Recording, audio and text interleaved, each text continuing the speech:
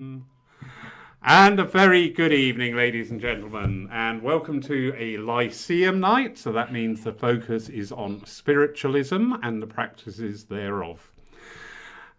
I don't quite know how to introduce these two gentlemen because I've got a feeling it's going to be a very, very lively night, full of fun. But I've got two wonderful gentlemen I've had great pleasure of seeing work and attending workshops with as well. So starting with, I don't know which one to introduce first. If we go alphabetically, Andy Ford. Andy is a resident in, I can see it and I've forgotten it, Salisbury. That's the place. Yes. So Andy has served many of the churches in the area, and I have seen Andy's trance work as well, and very impressed too by it. So Andy, a very good evening to you, sir. Thank you, Laurie. Nice to see you, mate. And then we have a gentleman who doesn't really need an introduction, but I will just in case you don't recognise him, because he's Sean now. He's obviously been hanging around in the fields out there in Newton Abbot, and some farmers grabbed him and shorn his head, finally. Mr. Ricky Whitemore. Ricky, good evening, sir. I thought you were going to say when you're going to introduce everyone, it was going to be Age Before Beauty. That's what I was expecting. But well, that's actually in my mind, and I thought, yeah, I've got to be so careful here.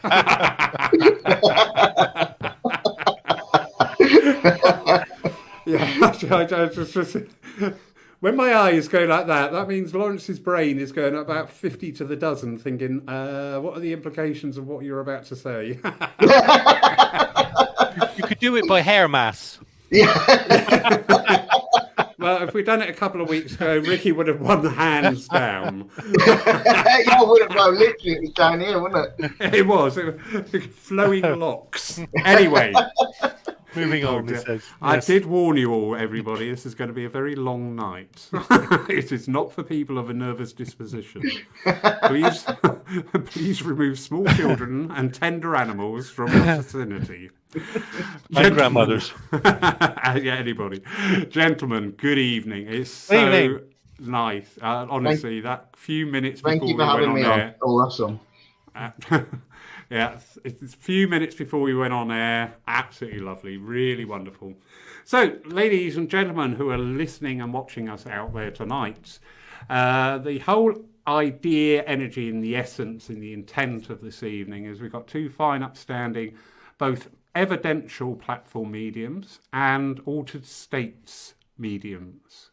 So if you have any questions, if you've got any stumbling blocks, you've got any sticking points in your development for either of these two schools of mediumship, please bring them forward to tonight, because, you know, we are denied still access in real time to some of our great teachers and mentors. None of those were available tonight, so we've ended up with these two. But I don't mean that. I don't mean that. I respect. Yes, he does. He does. He does. Scraping the bottom of the cider barrel, we say down here. You know, we've gone through this time, and we are just slowly resurfacing now. And we've learned so much, and everybody has changed. This is one thing that I'm very, very aware of. Everybody has changed. You know, we keep saying get back to normal, but we can't, because we're not that person. We can't jump back 13, 14 months now to that person. We are the persons we are today. And I have noticed with the advent of the online side of spiritualism that trance has had this big resurgence of late, and also some really interesting ideas put forward and premises I'll be honest, I'd never heard of before, as in spiritual assessments via trance mediumship. Now, I find that fascinating because it really does link into the difference that I'm feeling, and I've seen displayed by other platform mediums, that some of the communications coming through now that I'm seeing in the churches and centres have that essence of evidence, but it very quickly progresses on to a spiritual guidance coming through for the sitter. And I think that's amazing. and actually not surprising when you think of it logically, because spirit are here to help us, and they are working in this new way. So, gents, what's your thoughts on there? You fight it out for who speaks first. I'd say Age Before Beauty and go for Ricky, but there you go. But there you go. No, it seems I've got. Since I started, I'll say something then with Ricky. Obviously, a hand on. I mean, the fact to me, I love spiritual assessments because not only can they be done in trance, they can be done obviously doing the mediumistic side, through that side, but through trance, they will not only touch on what I call the aspects of your spirituality, your pathway, but it may be aspects of your life as well that may need some form of help or guidance. And sometimes this is not only just influenced by the guides that will come through, it could be a member of the family. So if somebody's dad was the one that they went to when they were looking for guidance, then dad is likely to step forward, and dad is then likely to help and guide as well, with the additional support, obviously, of the spirit world. So, I think the fact is it's important at the moment that people, especially in this weird time, are getting what they need, really. So, Ricky, would you add to that, mate? Yeah, I sort of I agree with that. I agree with what Andy says. Actually, I've got it on my website actually that I do sit-ins in trance if that's what people want. I find that going back in the day, we've got round this way we've got a medium called Brenda Sawyer, and she's now 90, 91, 92. She'll still work the platform. She's got the most amazing wealth of knowledge. Her husband Tom was I'm going to say psychic artist, spirit artist, etc. And from a sort of, ever since I first started seeing her about 30 years ago, when she was in our church and she did the philosophy on a Sunday, her whole demeanor changed. She would stand up. Because she's only about 5 foot.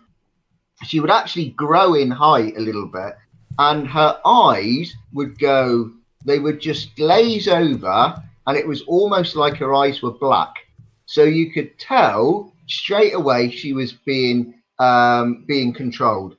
And whilst it's not trance, in a way it's a light form of trance.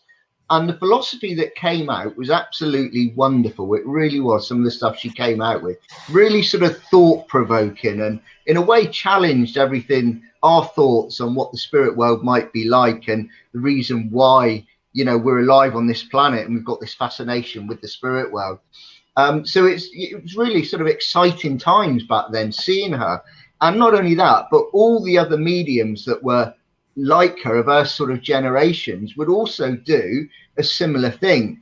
Then when we move forward to sort of the modern times, we sort of see I don't want to say a lack in quality, but certainly not a depth to the mediumship on both a mental or a physical level. That depth doesn't seem to be there as much now.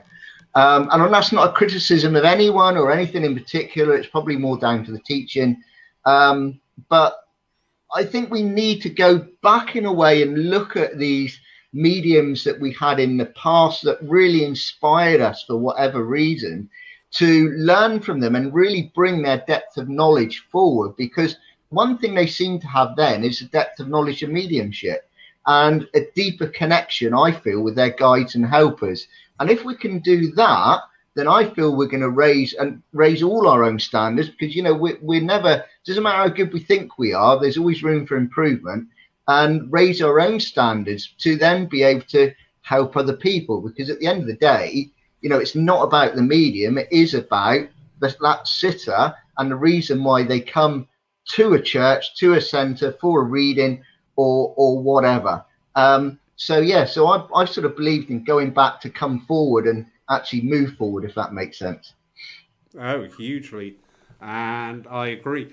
It still amazes me that we are more aware now of this link that we all have with everybody, because of all these same thoughts that keep rolling across this world.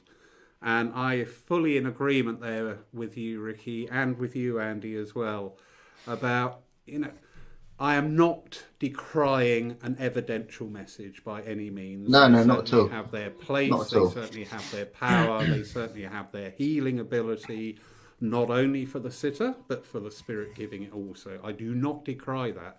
But we are at a time where we need something more than just to hear somebody's here and they love you. That's true. Yes, absolutely, definitely. I keep saying this, and I am not ashamed to say it. In 2019, I was seriously looking at my involvement with spiritualism, because it was what I had deemed and called, we were on the message go round. Everywhere, every night, every way, demonstration of mediumship, and with very, very little else. There were very little teachings, there were very little philosophy, there was very little underpinning knowledge. And it did, to me, and I'm entitled to my opinion, and I'm going to stick to it, so there. So, it's my show, if you don't like it, go away. I don't mean that, Joe. It's the energy of these two, I'm going to blame them. But yeah, I do have a passion for philosophy. I absolutely adore philosophy. I have books from 1876 to 2012 on the subject of philosophy, and I love them all. And we had an amazing evening with Ewan Irvin from the Arthur Conan Doyle Centre, talking about the power of philosophy. Not only was that demonstrated in the talk and the content of the talk, but the whole night just meshed together in this so subtle way, but it worked as a very, very powerful evening. And to me, we are all in need. Everybody is in need. We're all coming out again like rabbits under the burrow, blinking our eyes in the daylight once more. And we're in need of guidance. We're in need of help. We're in need of assistance. Yes, that truth that life goes on, or life does not stop. It may change, but it never stops. Is so beautiful. As a first step. Once you acknowledge that, once you get that cinching piece of evidence from a medium that is going to give you details or descriptions of somebody who you thought lost to you but are still existing, still living in an altered state, what does that mean to you? Because that's a process we're all going to go through. And this is what spirit, in my book, my understanding, that spirit saying, there's carrot and here you go, here's a bit of truth, and what are you going to do with it? And we did develop this preponderancy of just sitting back and waiting for the spirit world to startle us with even more evidence about somebody who passed over. And then next week, we'd want even better evidence that they pass over. And then the week after, they want even better still evidence of what they pass over. But the underlying message, the underlying truth, the underlying value to us as spirits here in this physical world was getting marred and lost in a lot of cases. It was just all about the message. So, yeah, no surprise to me that at this time, one of the branches of mediumship, which comes in many, many guises, is trance, because you're getting that pure communication. You are getting that truth from one of the schools of thoughts in spirit to help us live this life, to walk this path gently. I think the other thing, my soapbox now. Right, I would say the other thing. I would say that's it. We've got to go now. We've run out of time, have we? But I know you wouldn't expect me to be anything else to you, would you? Really, But the other thing is, mate. The other thing is, I'm going to say within the old states, and I know this also occurs when people are doing the other style of sittings as well. That the beauty of it, not only is the advice coming, but the sitter is now feeling the presence themselves of the loved one, and it's almost like it's making it so much more heartfelt. It really is touching their soul, their own spirit, with that feeling as well as what is being said. Yeah, that's very true. And actually, talking about developing mediums as well. And again, this is no respect to anyone out there that teaches mediumship. But I will say to any developing medium, forget about developing for clairvoyance. Forget about it. Sit for trance. Develop for trance. Sit in the energy. Keep sitting in the energy.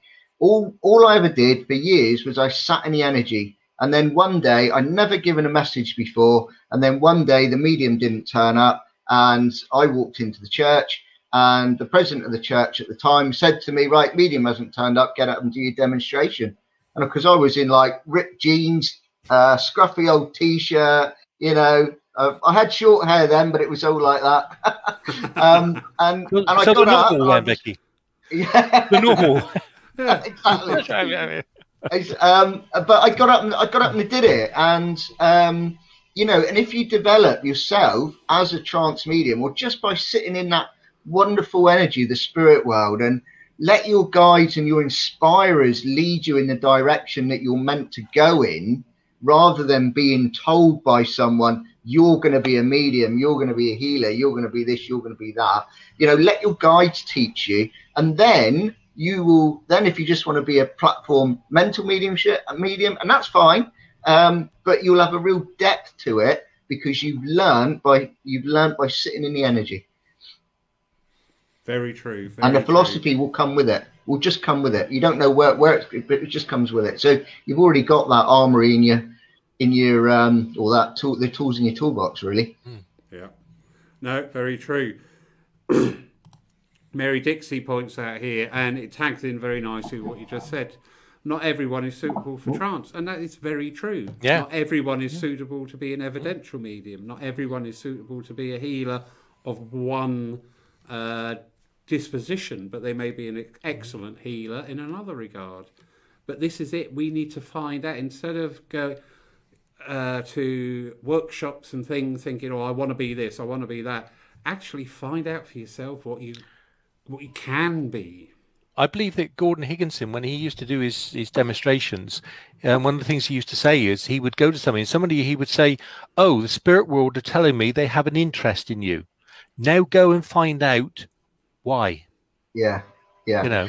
Yeah, absolutely. And the other thing is, you know, you're right. Not everyone is right for trance mediumship, but everyone can sit in the energy. Everyone can prepare for trance, even if it's not on their journey, not on their life path to do it. You can prepare for it, and that will still improve your mental mediumship a lot more than if you're looking at photographs and getting messages from that, or doing flower readings, which is all wonderful, don't get me wrong, it's all great fun and psychometry and all that sort of thing, but sitting in the energy of the spirit world will prepare you for everything. It will give a depth to your mediumship, and it'll also give a depth to your philosophy as well. And while you're sitting, quite right with what Ricky says, you know, when you're sitting, not only, you know, sitting in your power to get to understand you as well, because that's very important, to understand you and your own energy, your own spirit, but actually getting to a stage where you invite the guides into that energy and you talk to them. Yeah. You sit down and have a cup of coffee, a spiritual cup of coffee with them, and have a little natter, you know, and as Ricky said, get the guidance from them. What is that? How can I work with you? What do you suggest? You know, what do I want? What do you want? That sort of thing. Yeah, absolutely. And don't forget that your guides know what's best for you. And more importantly, because you've got this pre-contract agreement before you come to the earth plane, your guides and your gatekeeper know exactly what you're capable of and exactly how far you can take it. And I bet you that they will know that you can probably take your mediumship onto a lot bigger or higher level than you actually think you can do. Because at the end of the day, they've got faith in us. That's why all the Laurie's guides are now bald. Are you one of his guides, Andy? I am, you notice. Yeah, that's right. Yeah, because from here, that's what he does. From where I am. Yeah, that's what he does. So you must be his higher self. If I am. Yeah. He never listens. I know. I always said I know when it's going to be my time to go back home because all my guides will be busy reincarnating. Going, quick, get out of here! He's coming.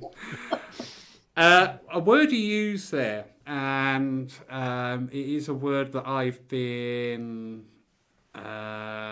looking at greatly, it's the word medium and mediumship and our conceptions, and it links in nicely as well about the trance medium.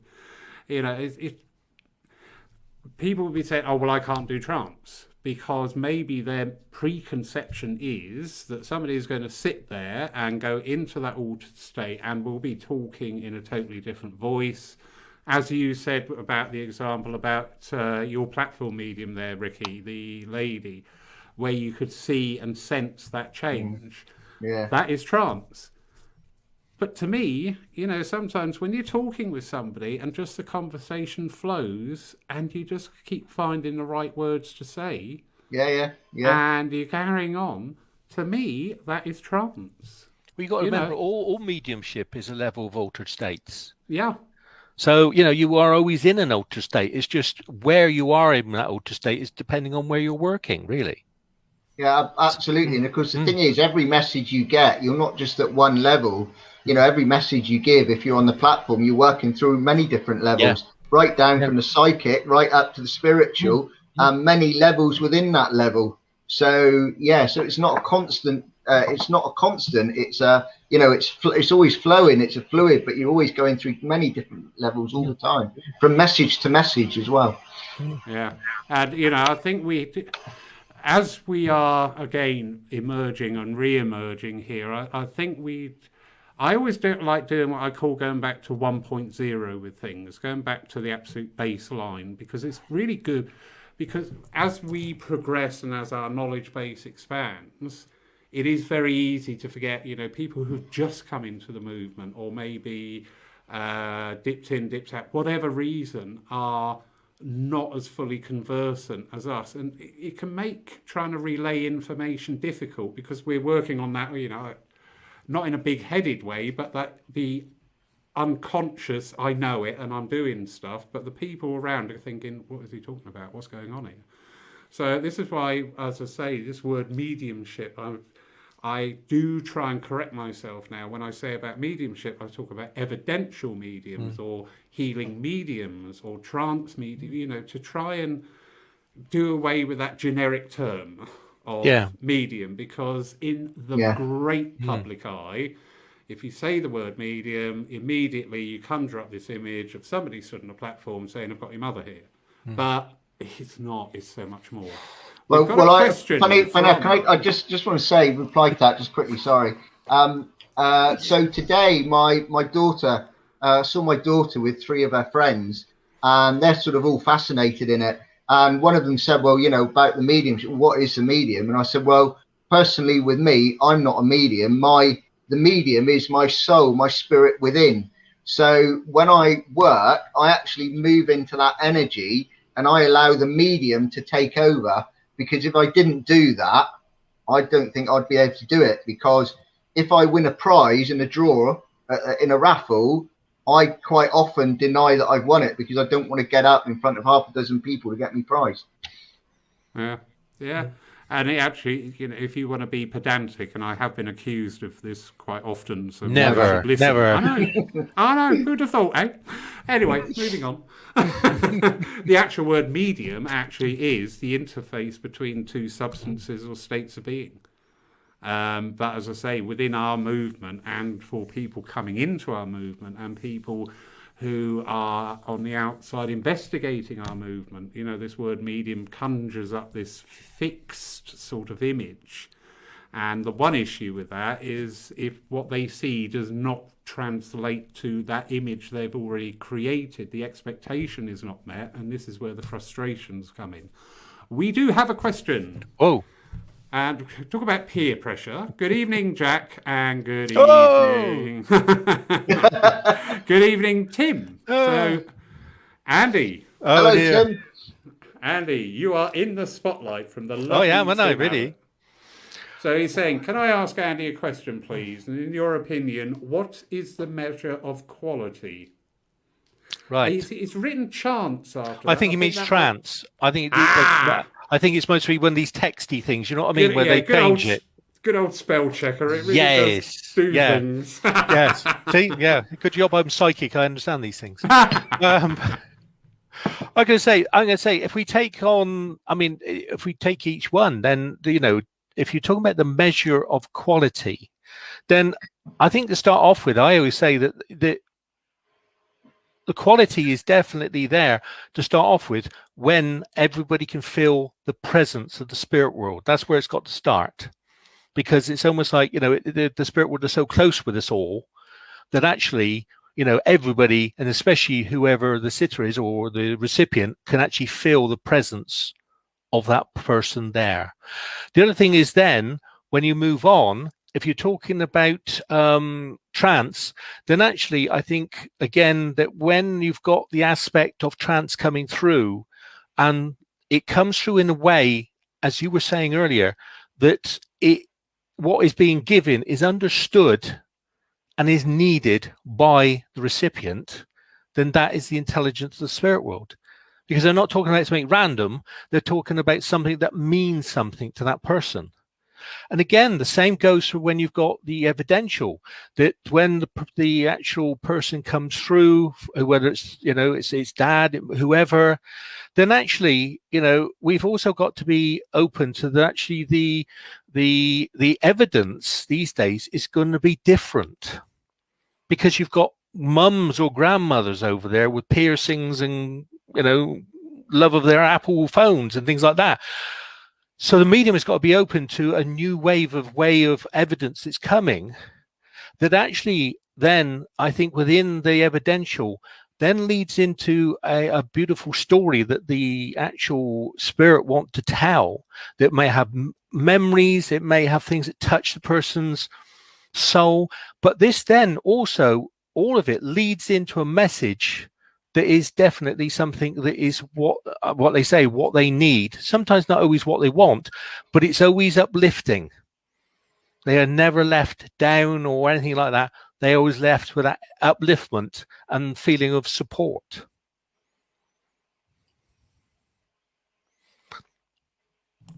Very good. Yes, and I do agree.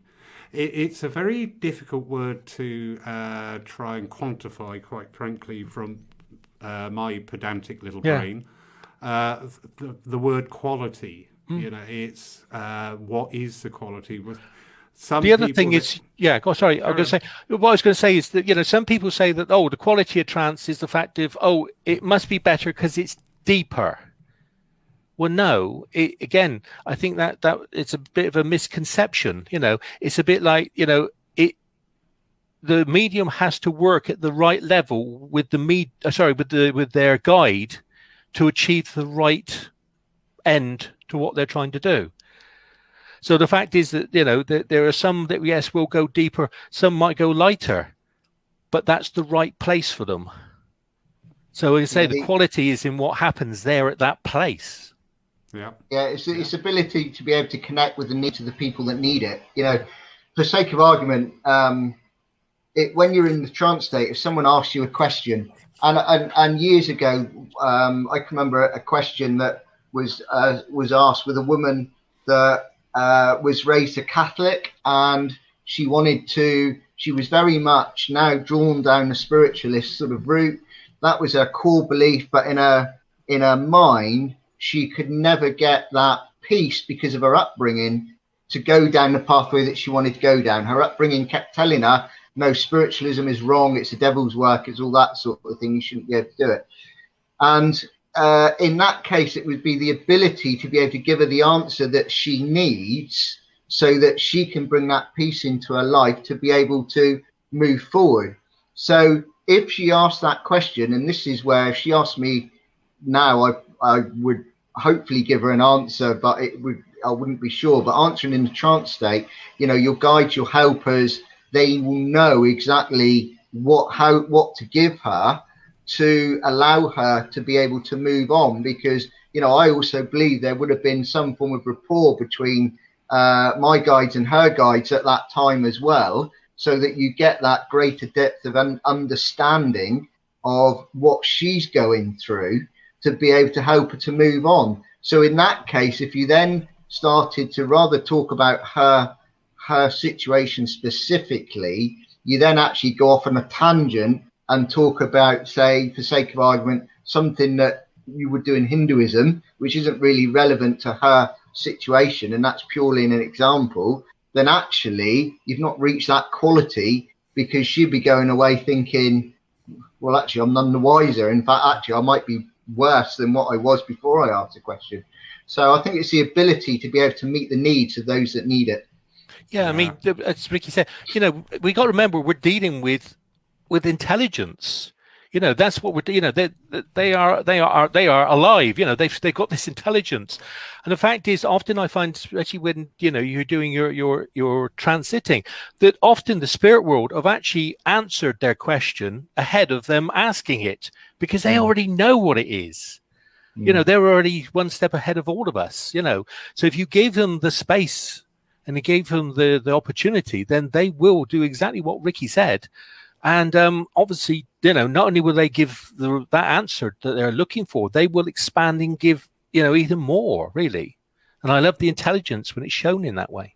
Yeah, hugely. For me, with the quality, I've got a lovely example here at Poole the other week. We had a very good demonstration of evidential mediumship. There was a communication there of a mother to the daughter. Very good description, evidence of the personality and of the physical composition when she was on Earth. Received. One thing was said.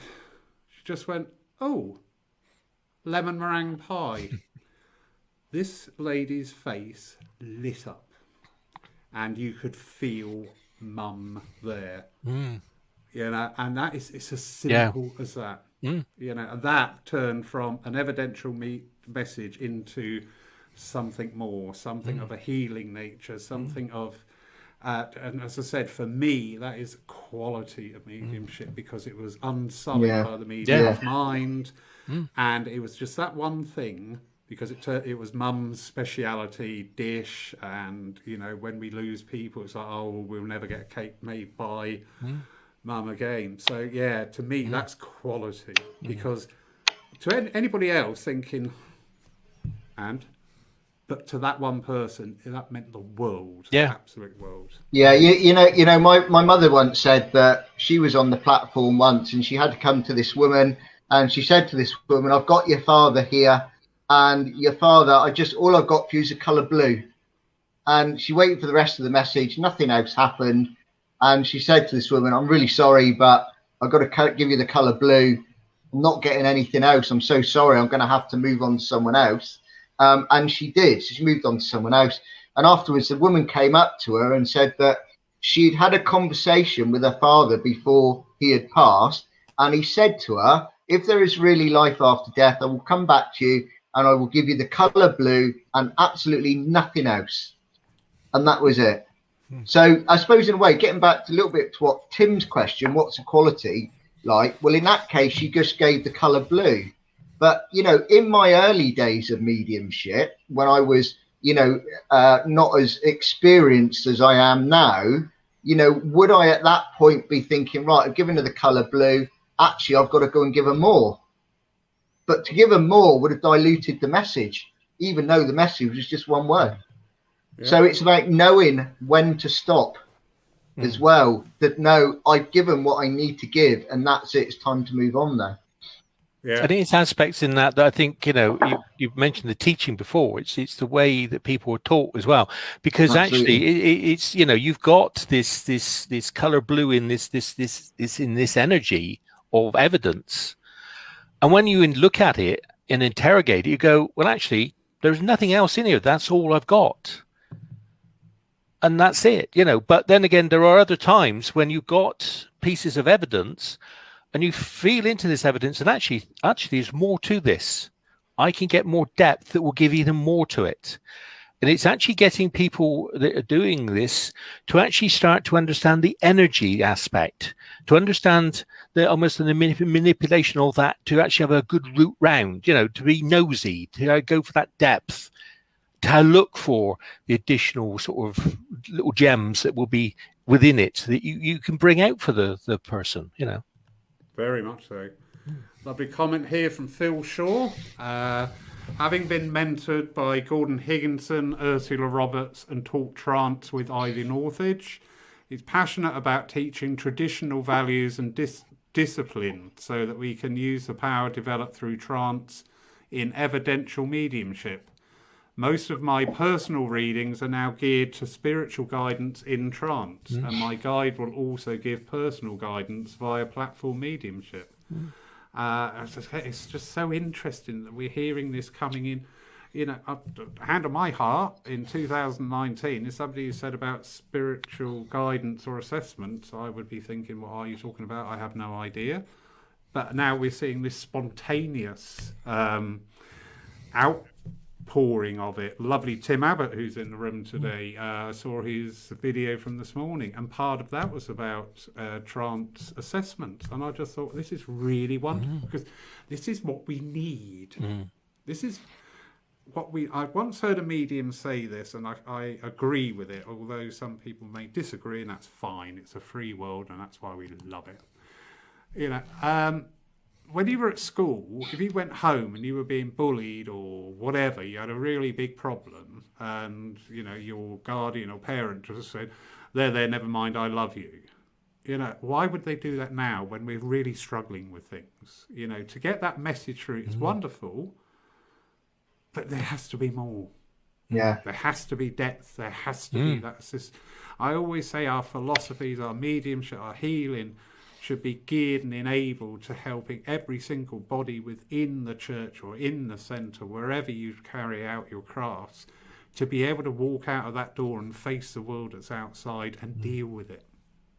Well, when you think about it, spiritualism is the most, and I don't really see it as a religion, but spiritualism is the most, for me, it's the most beautiful ideology that there is. You know, the fact that my sister died and we weren't talking when she died, and I've always had a lot of guilt over that.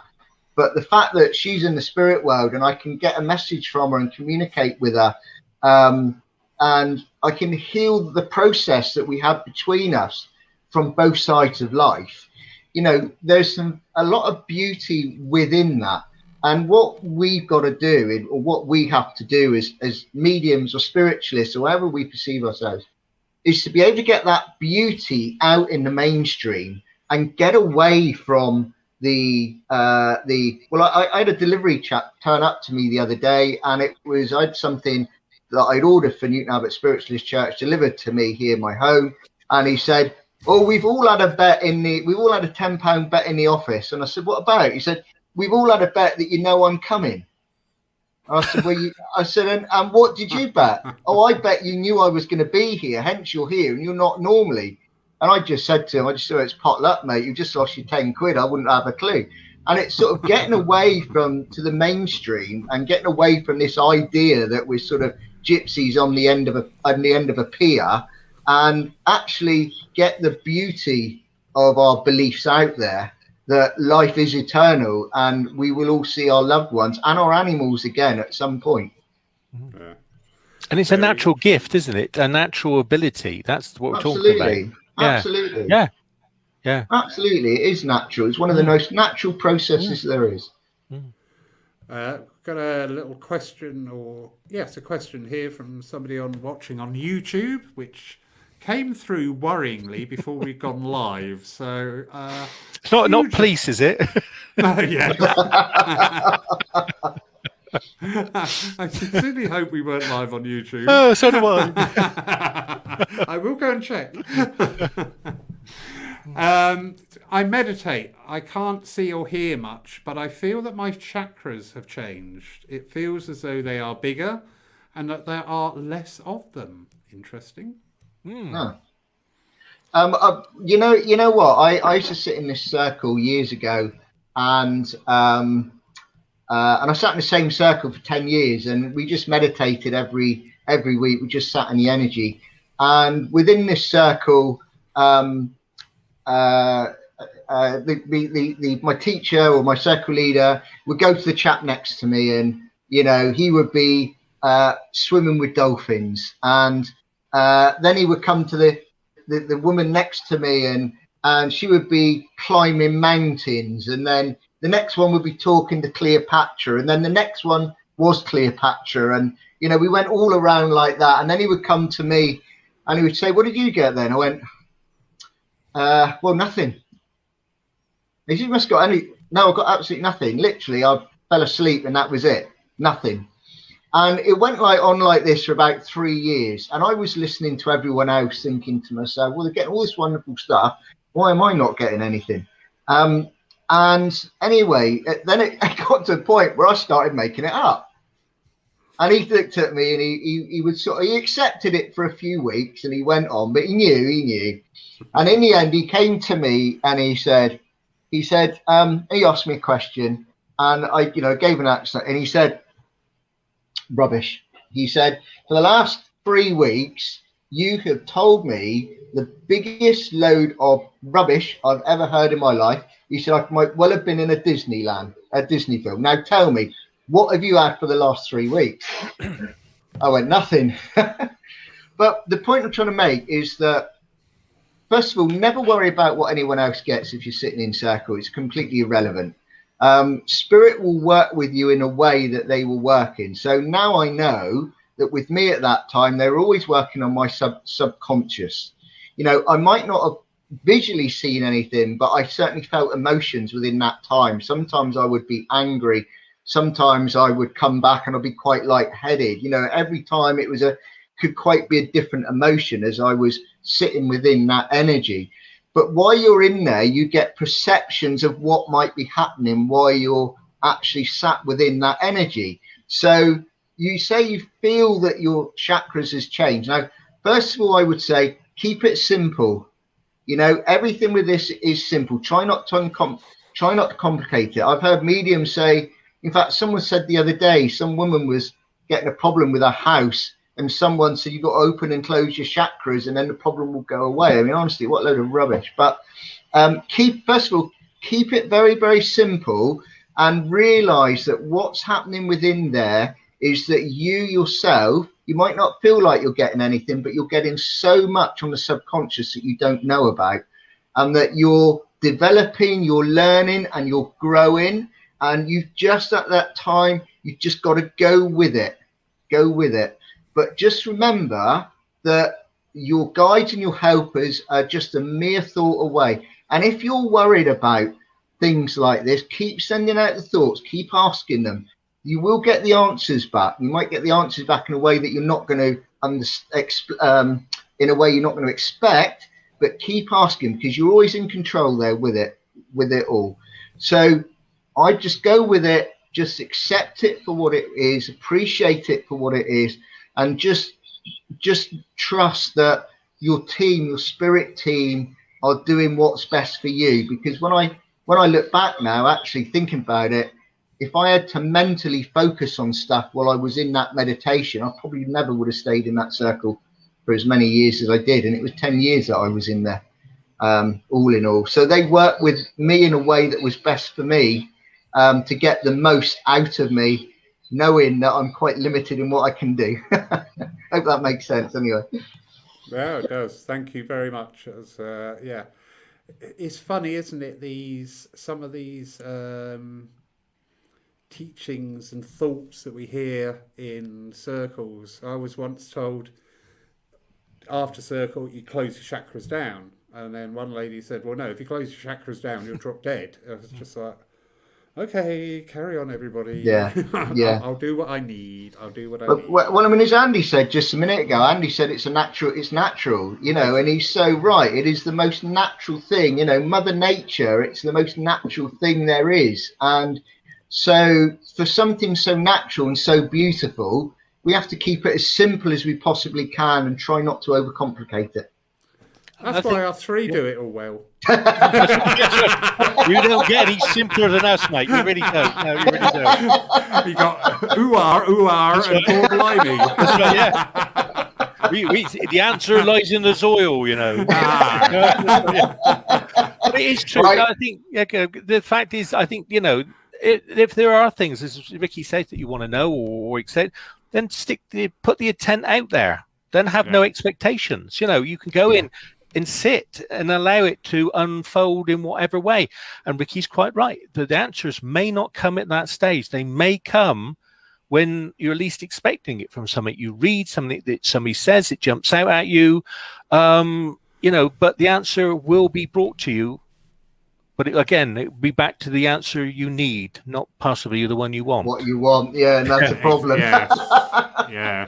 And again, we bring in that word expectation. Yes. Because I think sometimes the initiate will have too great an expectations.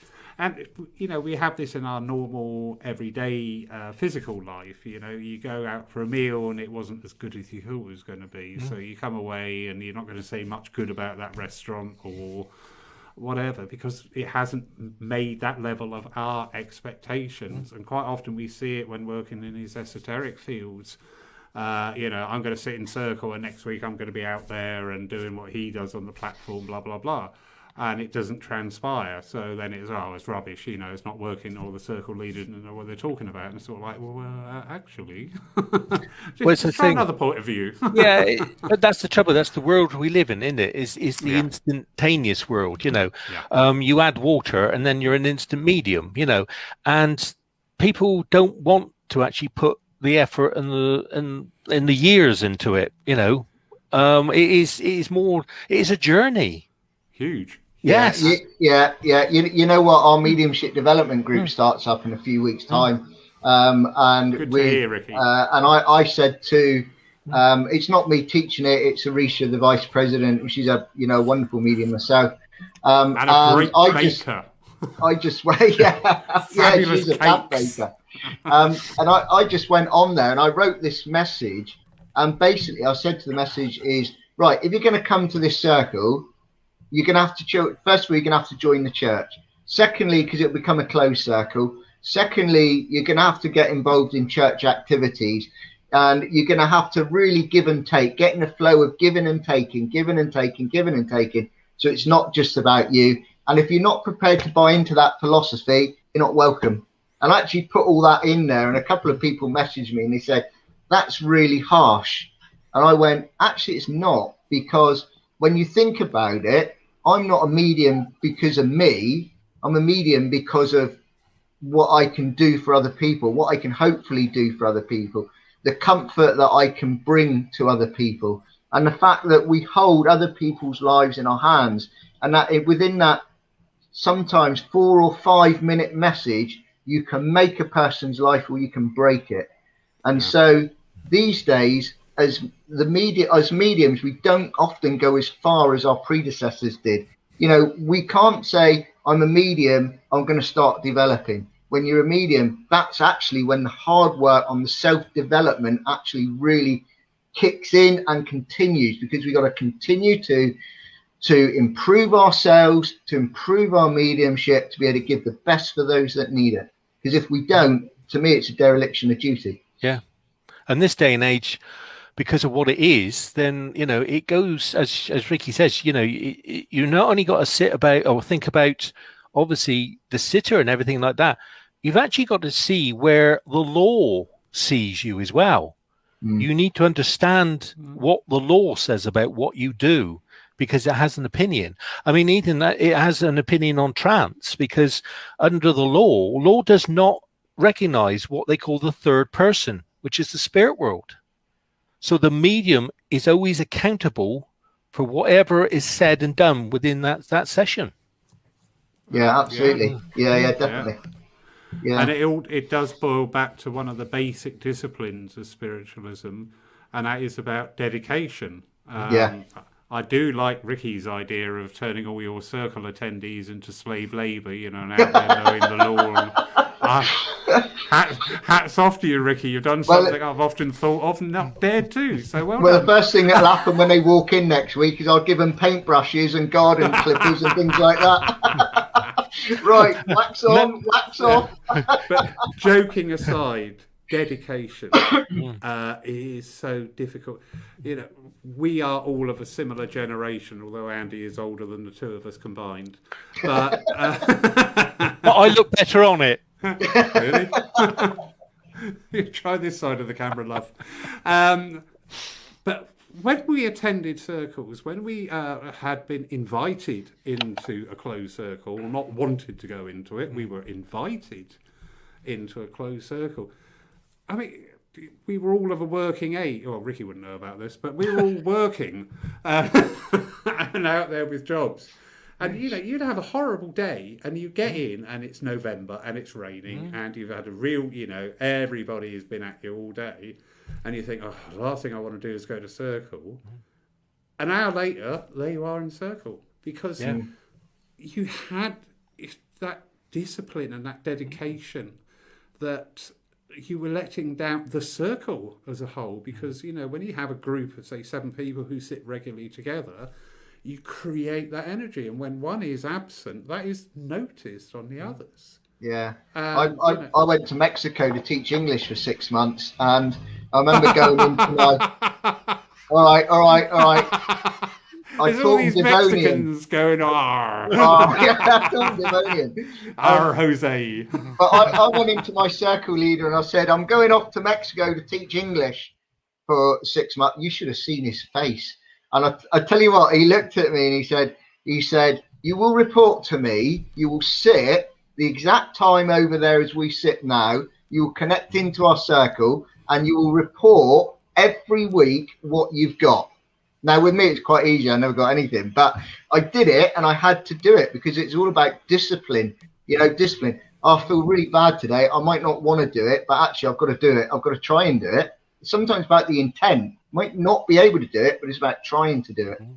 Yeah, I always remember that, as you said, I remember a story that Colin Fry said once that obviously the circle was built for him, you know, but there's one of the actual rules was basically the doors will be closed and locked at a certain stage. Yeah.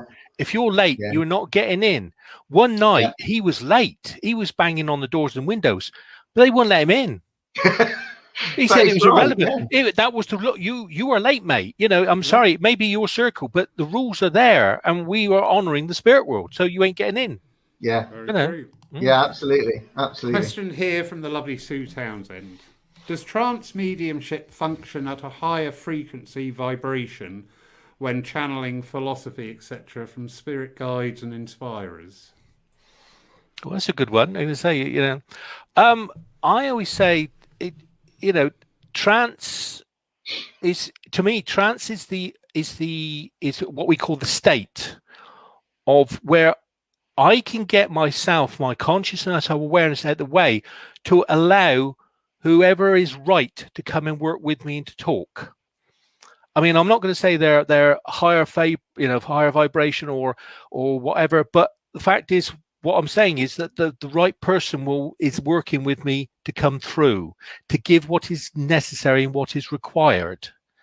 So as I said, you know, to me, it's the philosophy will be given by the correct person from the other side. And I don't like to say they're a higher or lower frequency. I think basically they are the right person for the right job that are working with me. We're all a team, and in a team, to me, we're all equal.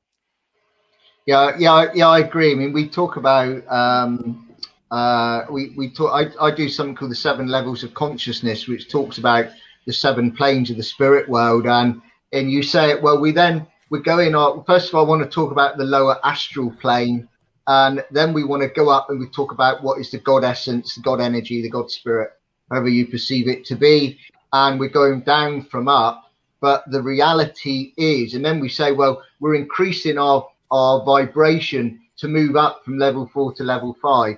But actually, you know what? The spirit world is all around us, and all these levels are all around us. And however you perceive heaven to the spirit world, or heaven, if you perceive it to be heaven, we don't go to heaven. Heaven is all around us. So is it a higher frequency? You know what? I don't really know, but I will say, to me, it's purer. It's a purer communication. I feel, because you are within mental mediumship. You know, sometimes you say, like, you're giving a message and you're getting a no. You know, sometimes your mental mind will kick in and kick in, and you're then trying to battle your mental mind to be able to then get back to the mediumistic part of you to allow you to give you that message. Whereas when you've got trance, you haven't got that sort of thing that will, in a way, knock your confidence. So to me, it's a sort of a purer way of communicating, if that makes sense. I hope I've described that right. I mean, there are levels, I mean, within science, of the vibrations that we go through that eventually get us to sleep. And mediumship and trance are within that vibrational field as you move through it, as you go to sleep. So again, the vibration, the frequency, if we call it frequency, then the frequency of us does change. If it goes to a different, whether you call it higher, doesn't mean it's better. It just means you're moving to that right vibration to do that piece of work that the spirit world want you to do at that level. Yeah, absolutely. Yeah, definitely. Yeah, I agree. And I think, again, we are coming a little bit back into that field about expectations, because we as physical beings think the higher the better. You know, we have been brought up in a culture of heaven and not heaven. Yeah. You know, so we've always got this mental discipline. I think one of the best descriptions I ever heard was a wonderful mentor of mine, Molly Clay, and she was doing a trance demonstration, and somebody had asked her inspirer about the different levels in spirit, and his response, and it always stuck in my mind because it made perfect sense. He said, you know, you as material beings, you need to see like floor 1, floor 2, floor 3, floor 4. And he said, and you conceive that each floor you go up, you are getting higher and better and closer to the source. He said, but I stand here and I look around and all I see is beauty. The fella stood next to me only sees despair and misery, but we are on the same level. Yeah, amazing. Yeah. Oh, I get that. I really get that. It's about different levels of that cider barrel again, isn't it? I think. And how much you've drunk of it, I think.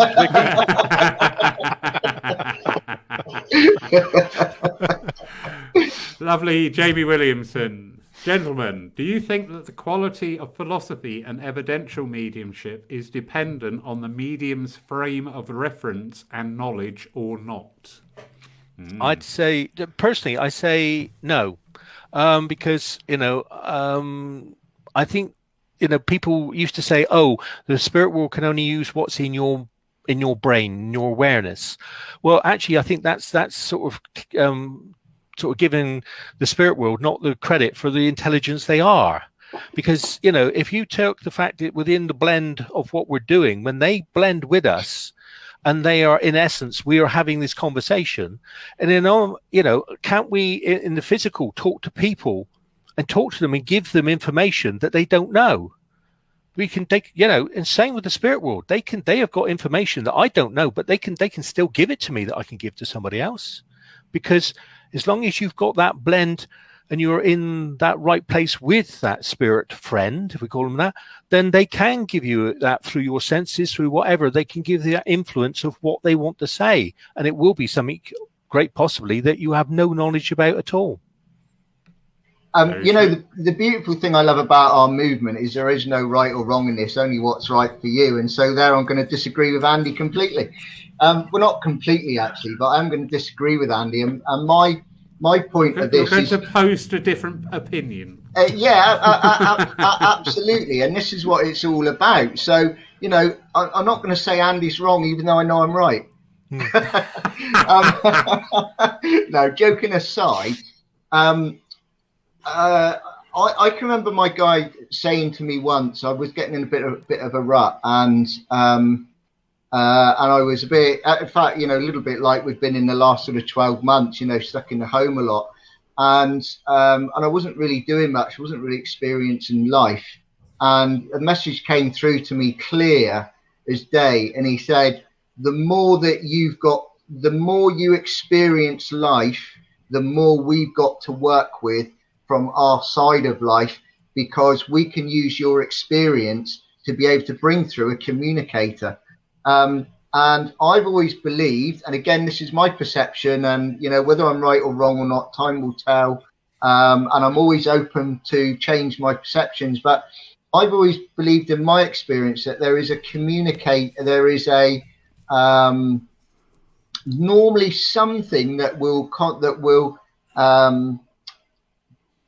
I can relate to within either the communicator or the receiver of the message. There's normally something that we've got in there, a past experience that we've got that will link me with that person or me with that person.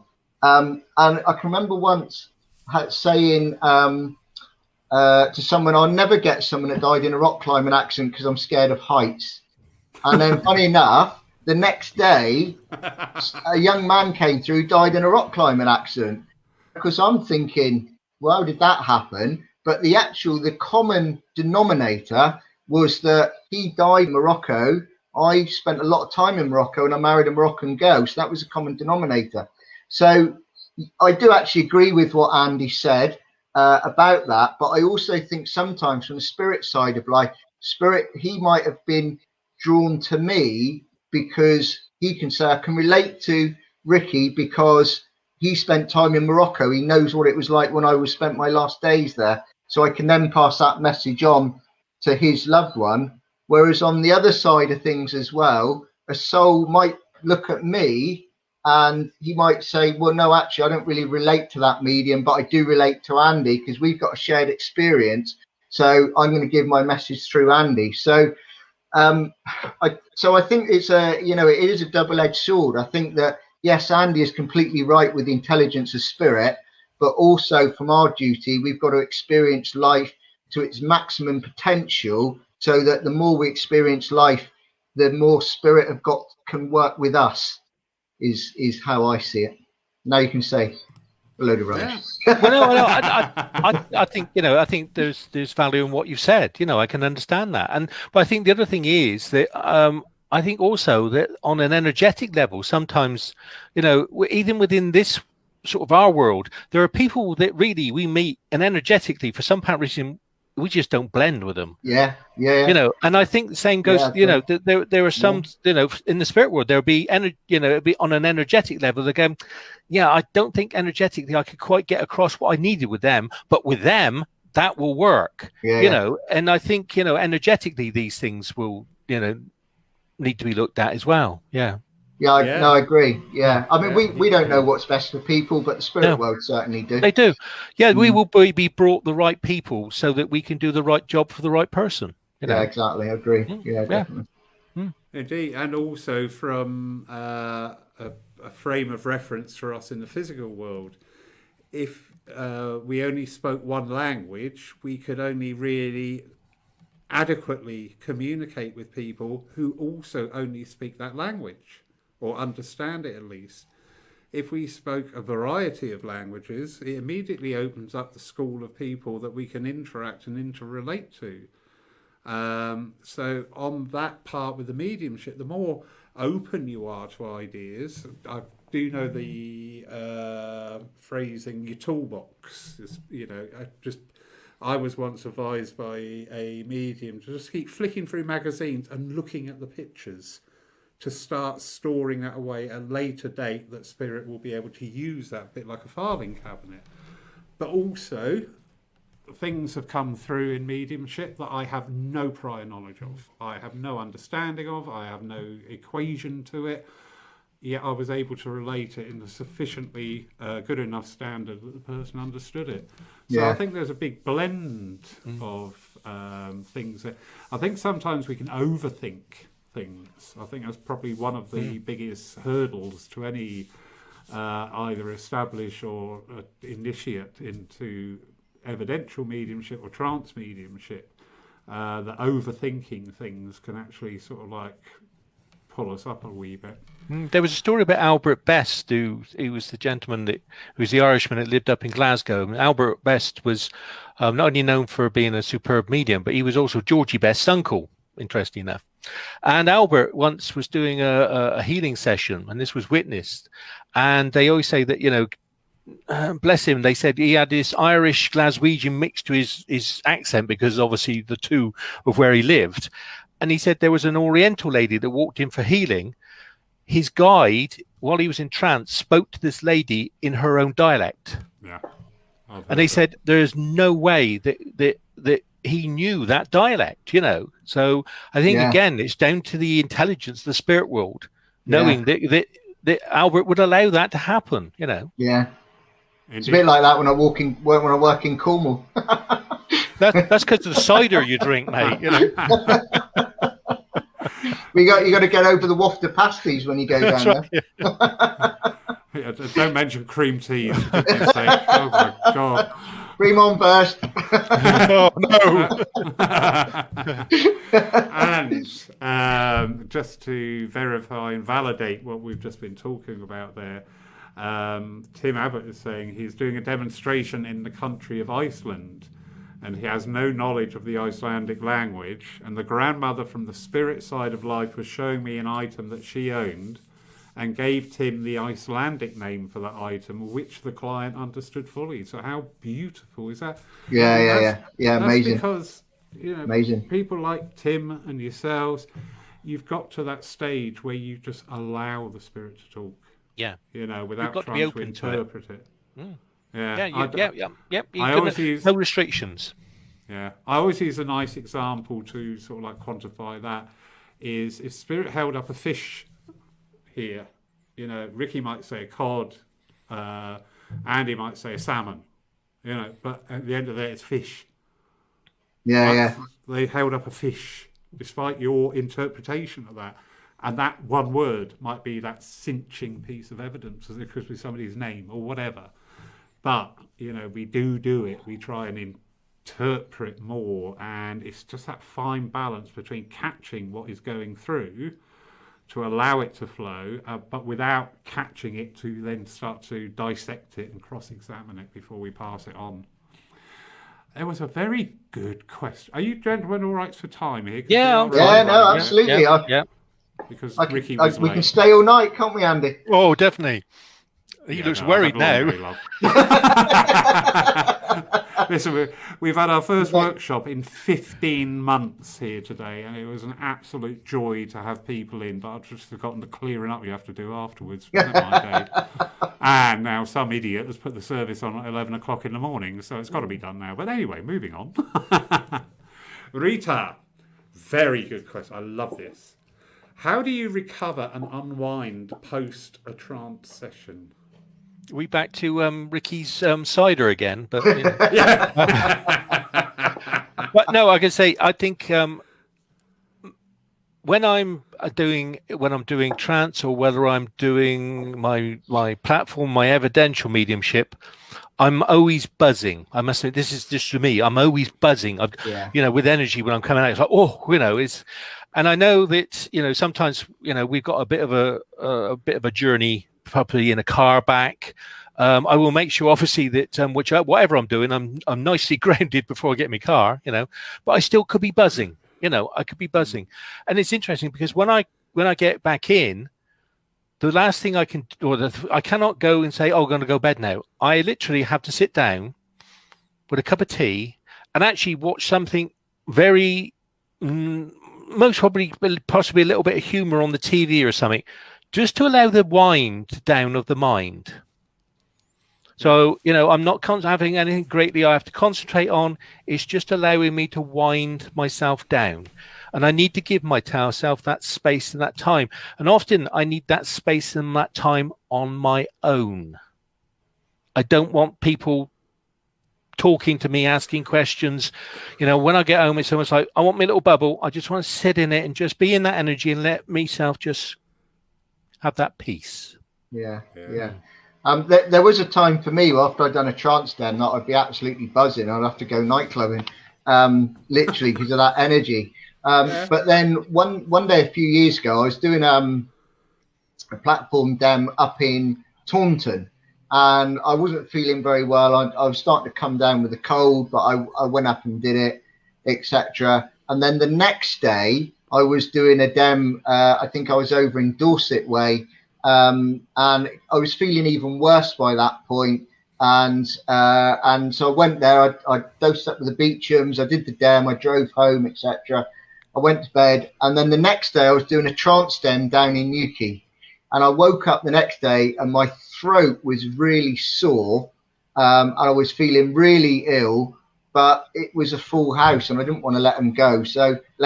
So I dosed myself up again. I drove down there and I walked in and I saw Dennis, who used to run Newquay Church back then. And I just said to him, I said, look, Dennis, I said, my throat is so bad. I don't think I'm going to be able to do this tonight, but just to let you know, I will start it. And then if it doesn't work, we're going to have to refund everyone their money. So just to warn you. So I did. I went into trance, and not only did I manage to do the demonstration and complete the demonstration, but when I came out of the demonstration, all my cold, my sore throat, everything had completely gone. Literally, it was like it had never happened.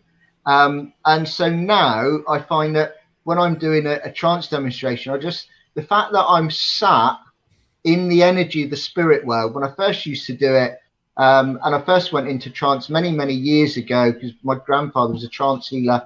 And I can remember when I used to come out of it, I used to cry.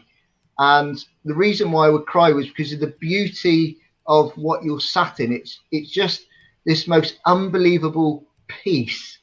It's just amazing. And so now I find that when I'm doing a trance day and when I'm sat in that energy, I find it incredibly healing. And so with me, when I come out, I'm just very relaxed now. In fact, sometimes a little bit too relaxed, etc. So I find now I don't really have to do much. What I will do is if I've got a long drive home, then I might have a cup of coffee actually to make sure I'm not sleepy on the way back. But it's an incredible experience to be able to sit in the energy of the spirit world. And I would say to anyone out there, if anyone's doing a trance workshop, if Tim's doing a trance workshop or Andy or myself or anyone, you get the opportunity just to experience it, even that once, then please experience it because you will find it a wonderful experience. You've got to remember that obviously that we're all individuals as well. So the fact is that, the way we would possibly feel when we come out of trance all could be slightly different. So we're having to find out what works for us. But Ricky's quite right. The experience of sat in that energy with the spirit world, and you are sat with pure love. They are the one place that you're going to get this absolute unconditional love from and support. And to sit in that, it can touch your spirit, your heart, your emotions. It really is quite an experience, really. And then, of course, the shock is coming back to this world, Yeah. People. Wrong. Right, yeah. People. Actually, yeah, I am actually really struggling with that at this time. Yeah. I've forgotten the luxury of the last 14 months of being able to put messages to one side from people and deal with that when I need to, or a comment, or is something a bit disparaging, just deleting it. And now actually I've got people in front of me and I've got to deal with it there and then, and I'm finding that really hard. Yeah. You're getting somebody in to exercise the people. Yeah. Be gone, people, be gone. A real life mute button, so I'm thinking of getting a taser. Yes. But anyway.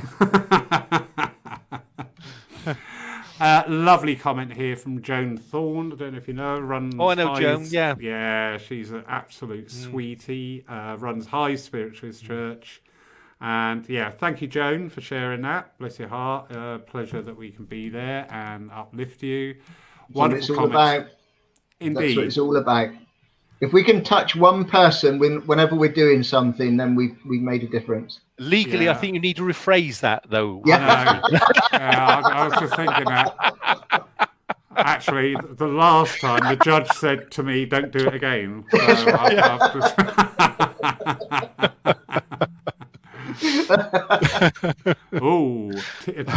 Tim, you're lovely and active tonight.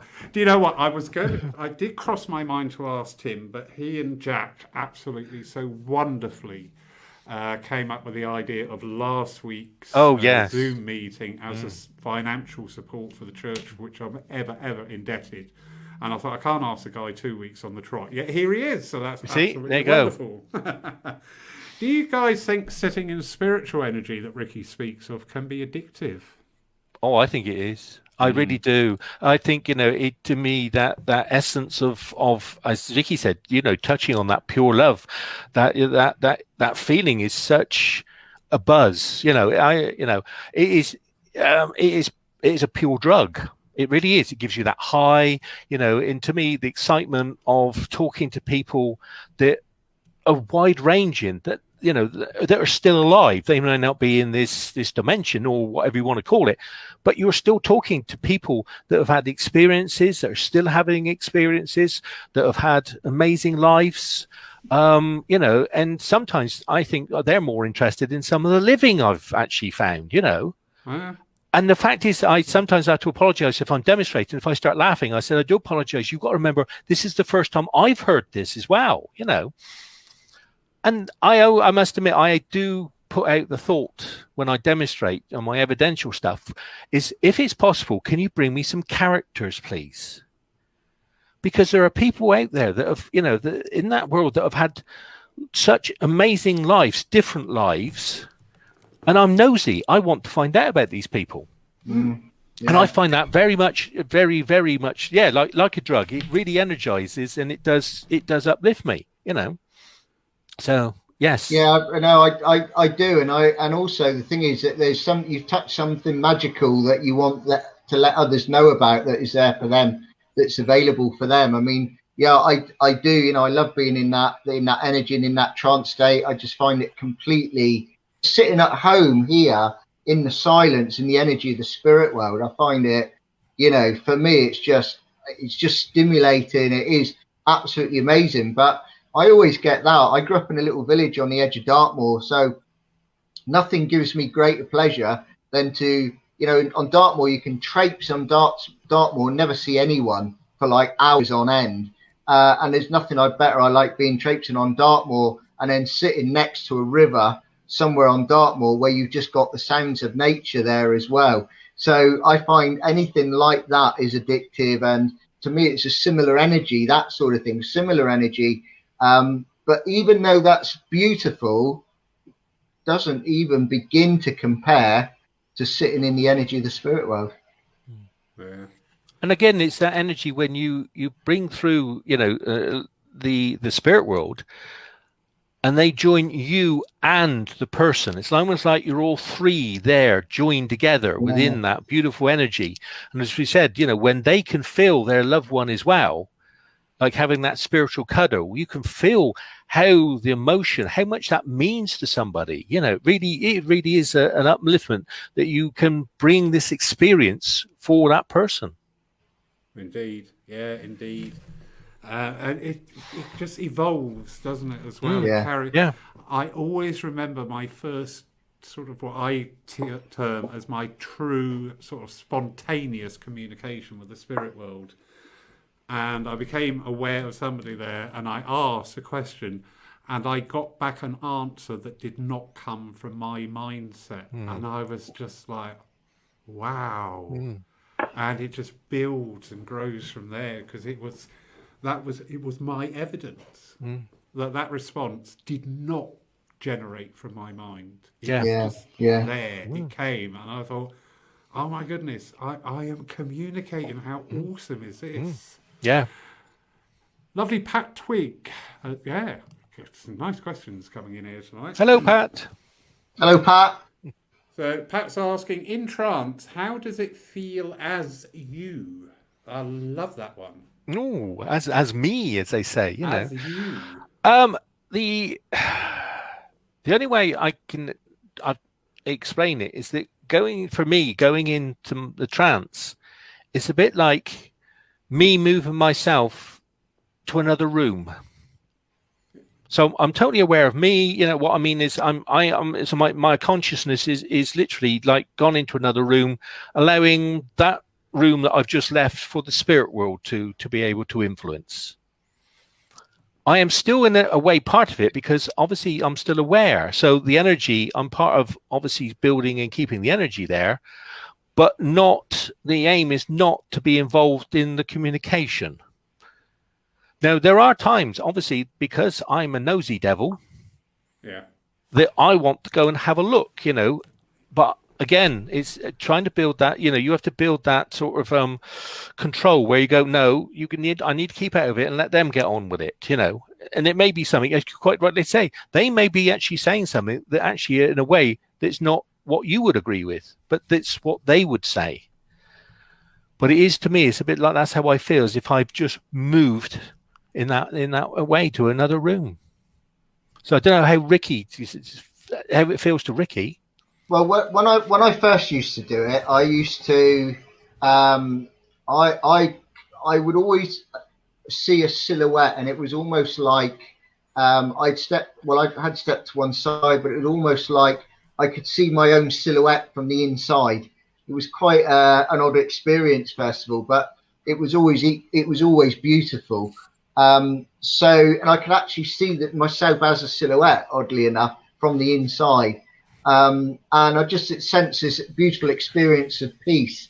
But now when I do it, I'm not really aware of anything now. I just go in, and when I come back, there's always a lightness. I feel a lightness there. And I just feel, it's not, you have those experiences sometimes and you just feel sort of pleasantly happy. And that's how I feel. I'm really peaceful. I'm really calm, and I just feel pleasantly happy. The world's a better place and everything's going to be okay.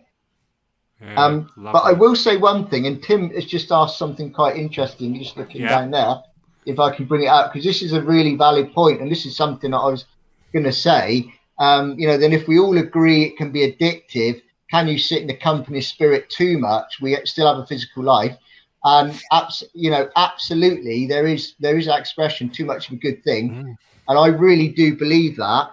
And there are some times when I'm working, because with me, I'm all or nothing. I'm either doing it, hours a day for weeks on end, or I'm not doing anything at all. And sometimes you're in it constantly because it is a responsibility. And sometimes think, do you know what? I just want to go down the pub, watch a football and have a beer. And I'm not a big drinker. I don't drink much at all, hardly at all these days, literally once in a blue moon. But yeah, absolutely. We can never forget, as Tim says, we are spiritual beings living a physical lifestyle. And whilst we are here to help others, we've got to put our physical lifestyle first, because we've got to have that experience. You're quite right. I think we can. It is addictive. It's so much, to me, it's so much more fun. And it's a bit like, oh yes, it uplifts me so much being in the presence of the spirit, to be able to work with the spirit world. And I know when I get to the stage when I've had, or I'm doing that too much, is because the spirit world then come along and tell me off. Will you go out and get a life?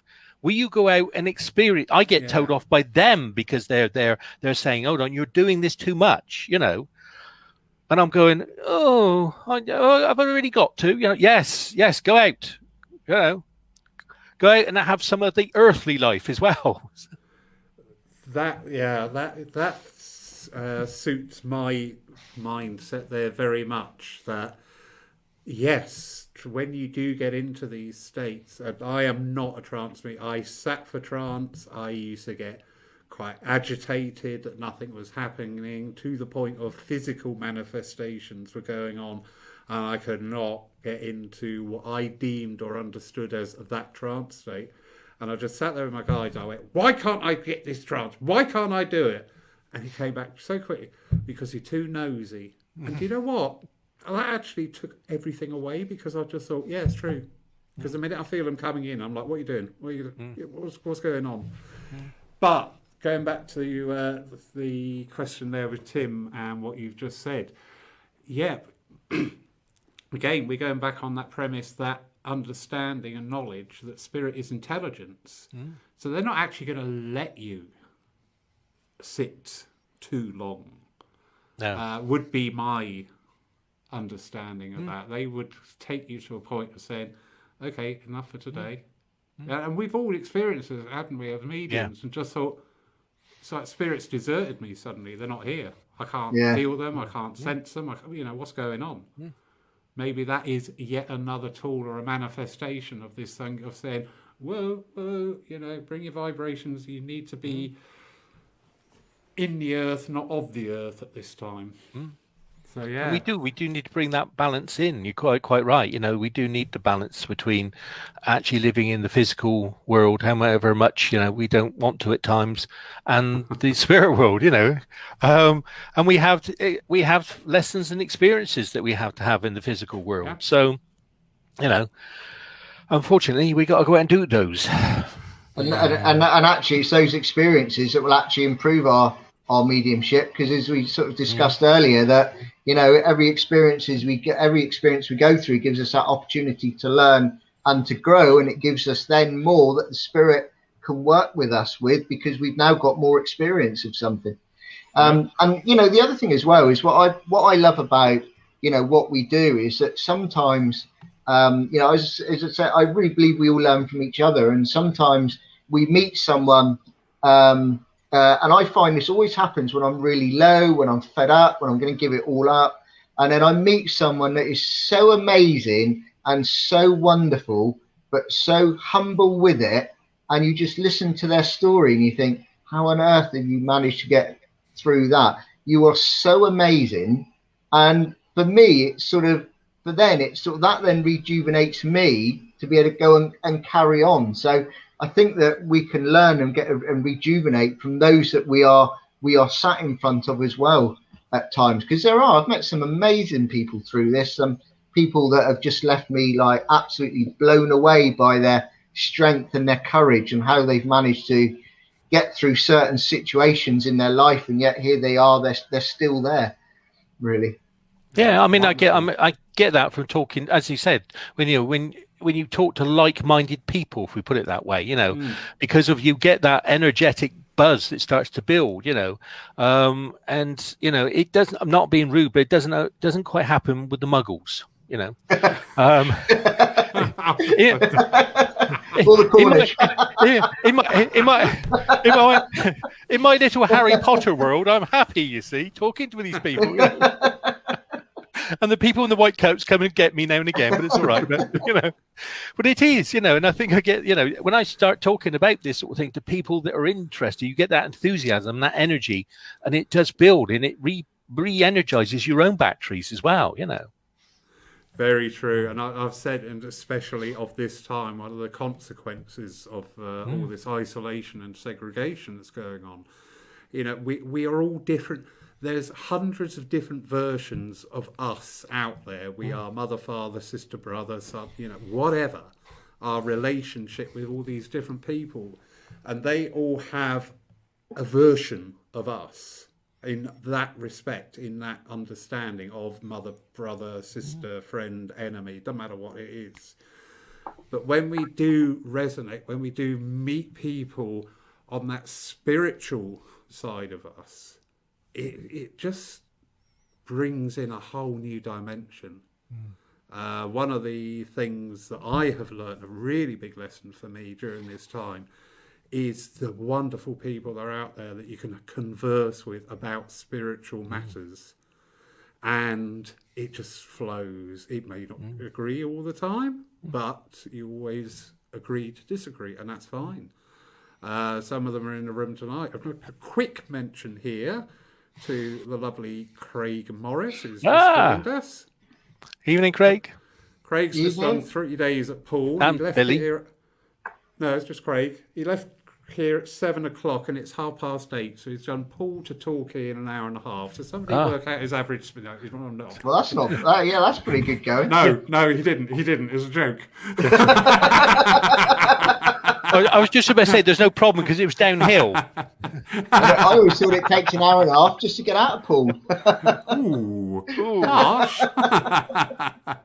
But yeah, getting back to the topic there, this is where we have really missed our churches and centres, because no matter what level of development we peg ourselves at, when we talk in that spiritual energy and that spiritual understanding with people of like minds, it's just this whole new level. It's that added depth that we may sometimes miss with other people. Yeah. So the lovely Fiona Parry Dodd, and she's coming to me first, Ricky. So, well, tell her, church tomorrow night, 6:30. Haven't seen her since we reopened. Not that we're desperate to rebuild our congregation. Yeah. We're just going to fight over them now.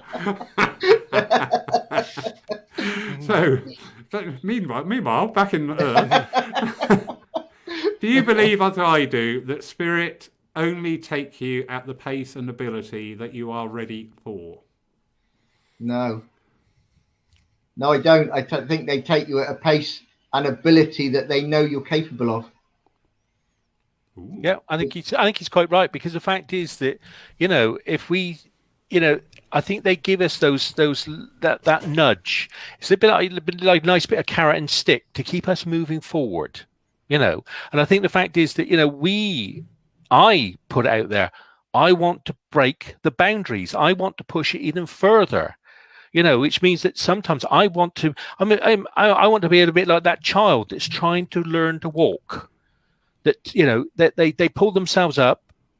They might fall on their bum a couple of times, but they pull themselves up again. And I feel as if that's what I want to do. I want to push it so that I can keep the expansion of my spiritual understandings, what I can do. Always going forward in that way, always discovering new things, So I quite agree. I think, that it's a bit like, for me, they need to push me to that edge for me to keep going, to really expand and allow me to have those experiences. But perhaps we're talking about individuals. Perhaps that wouldn't work with somebody else. They have to do it in different ways depending on what our needs are and what's best for us.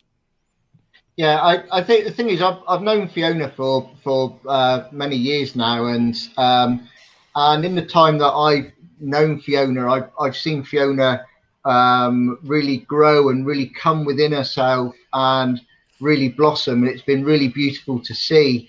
And I've been able to look at Fiona and know that she was capable of a lot more than what she initially probably thought she was capable of herself. And now she believes it in herself, and she does some wonderful, she's got some wonderful gifts there, and she's a wonderful medium herself. And I've been able to see that, and spirit can also see that as well. And I think sometimes we might think we're capable of going so far, but then spirit will look at us and think, actually, you know what? No, they can go a lot further than that. So spirit will be able to work with that, and they know more about us than we know about ourselves. So they will work with us in the way that's best for us to be able to take us as far as we possibly can. Brilliant answers. I love it when we can put things in a tangible, understandable way. And Andy's allegory there about a toddler standing up, falling on the bum, standing up again. Yeah, love that. Yeah, really absolutely, definitely. You hear things sometimes, I'm not quite sure, but when you get it put like that, you understand it, you comprehend it, and you can go forward. Going back to a topic earlier on, are you gents all right for time? Yeah, we're fine. Yep. It's got its own momentum tonight. It's amazing. I've just about, hang on a minute, just 1 second, because I'm not saying we're being long, but I've just put up my Christmas lights.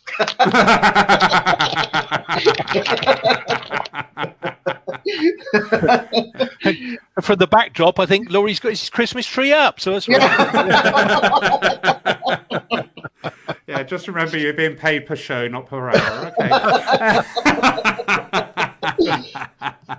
But going back to one of the topics earlier on, it's from Phil Shaw. It's the same for me, Andy, with philosophy, in another room.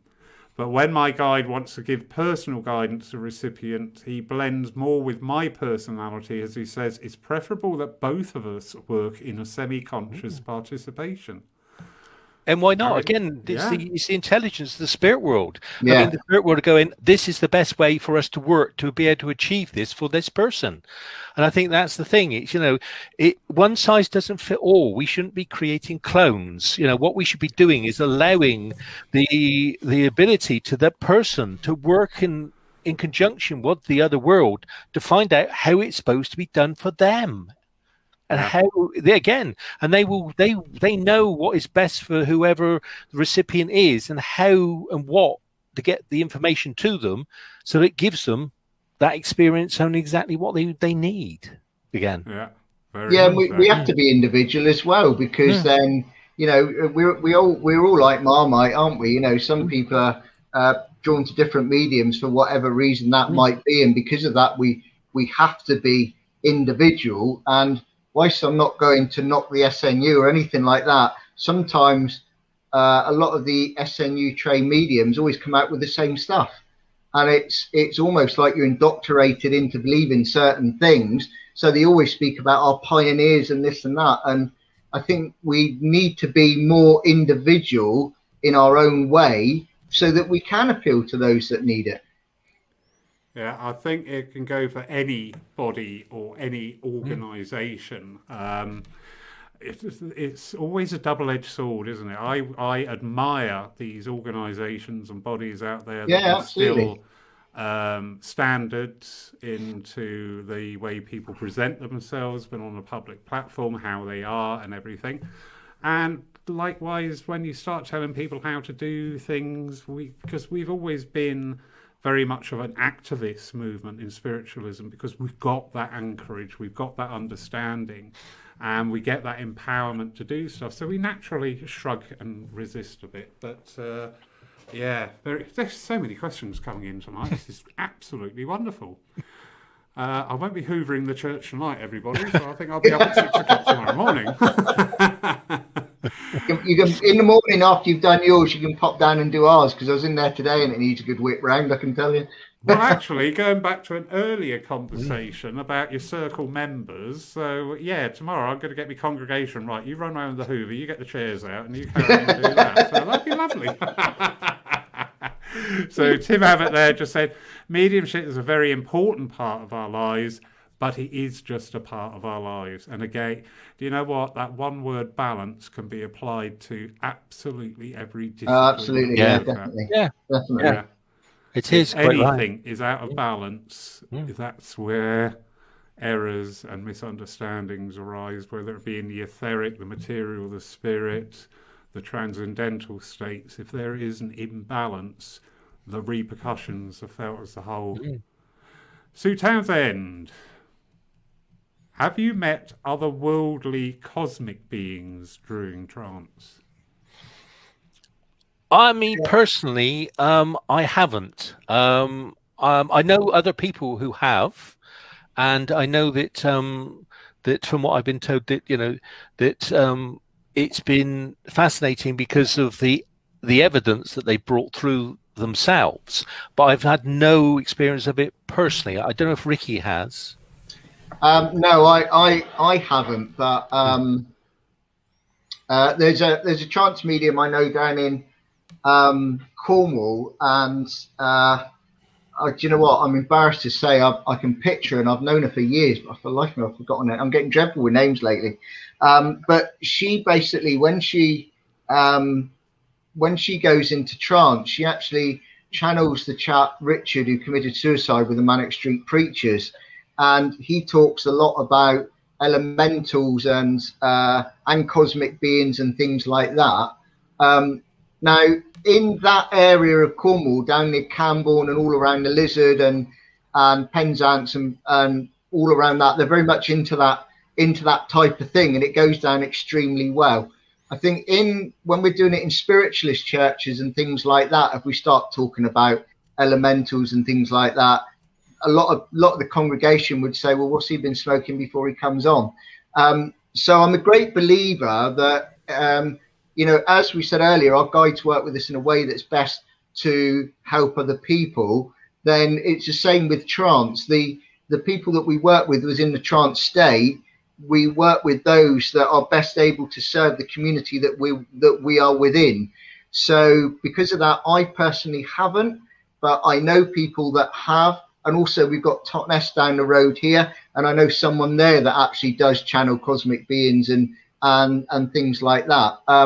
And I think also as well, it's to do with our nature, because I'm quite grounded, and I'm probably too grounded at times to be able to channel someone from, I think they call it the Palladians, I think. To channel something from that entity, whereas there's other people that are sort of not so grounded that would be perfect for channeling that type of thing. So I haven't done it myself, no, but I've seen other people do it, and I've experienced it, and it's interesting. It's not always my cup of tea, but it gets back to the thing that there is no right or wrong in this, and you know, someone could be channeling God themselves. I mean, God to me is a beautiful energy anyway, but someone could be channeling God or Jesus, and actually, as long as the message getting across and someone's being helped by it, at the end of the day, it doesn't matter whether you're channeling someone that was in the spirit or someone that lived on Mars, as far as I'm concerned. It's all about helping that person that needs to hear it for whatever reason. Yeah, and I suppose also, you know, if I have to say that, you know, there's got to be other intelligent life. Now, that intelligent life may be in our universe or maybe in a different dimension. I don't know. It's not something, I said, it isn't something I have ever really looked at, but I suppose there's got to be more intelligence out there. So that is quite possible. A bit like Ricky, I suppose my focus has always been on communication with our guides and our loved ones. And that's where my focus, and that's where I love to be. So that's where I work. So other people, as Ricky said, they work in different ways. Yeah. And again, as long as you're not harming anybody, but you know, people are getting what they need from it, then I think that's the important thing. Yeah, it's a little bit like past life regression, really. I mean, I believe in. Don't start past lives. Good grief. Well, exactly. I mean, I believe in reincarnation, but I've never done regression because for me personally, I've got enough problems in this life without worrying about what problems I might have had because I was on the Titanic or something like that. You know, it's sort of, So I believe in it, but I've never experienced it. Yeah, and actually, to be sort of like devil's advocate tonight, we have these, again, expectations. Funny how that word's coming up a lot tonight, just because it's my word du jour. But anyway, when you start talking about cosmic beings, you know, you are going to bring in a big division amongst people because you're going to get, oh yeah, the wackies are out and everything. Oh yeah, fine. Were they green? And, you're going to get all that. Yet we've got to actually understand and accept and acknowledge that in our work as mediums, when we are communicating with the spirit world, we are communicating across dimensions. So for the cosmic beings, it's a very open book. It's if we communicate with spirit who exists in a different dimension to us, that is an undeniable truth. We can then not further discount that further communication from other dimensions is possible. It is only our understanding and our preconceptions that will either allow or dismiss that from our thoughts. Yeah, there's no profound. It was, yes. You need to have a light in a darkened room now, Laurie. Oh, definitely. And I do love the way Ricky distanced himself by blaming on all the people from Devon who only speak to cosmic beings, and nobody from Cornwall would ever dare, would they? That goes back to the scone issue as well, you know. Oh, please don't bring the scone. Oh, goodness me. I mean, at the end of the day, you know that Devon is God's own county, don't you? So. So, Craig Morris is asking on behalf of Billy Cook down there. Some people say being spiritual is a way of life. To me, it's part of my life. What are your thoughts? I think it's quite right. Yeah, so would I. Yeah, because I mean, I always say that being spiritual is part of me. It is a way of life for me. You know, it's, you know, people sometimes say, oh, it's a religion. No, it's far bigger than that. You know, because of the aspect of my spiritual pathway is part of my life and part of my way forward. The spirit of me is in me, is part of me. You know, it's the part that a lot of people don't connect to. And I think, you know, once you connected to it, then again, it's taking you forward in your life, and those experiences are what makes the spirit grow. From that point of view, it gives you, I suppose, that buzz. As I said, it's just not a way forward. It is an aspect, and I think sometimes that's an aspect that not everybody understands about us. If they meet us and don't understand our beliefs, can be a bit of a problem. Yeah, you can be. We've all seen it, haven't we? When we've worked at certain places that people will walk around draped in crystals and rainbow-coloured clothes and etc. and go, how spiritual am I? But the reality is that spirituality is part of us. It's who we are.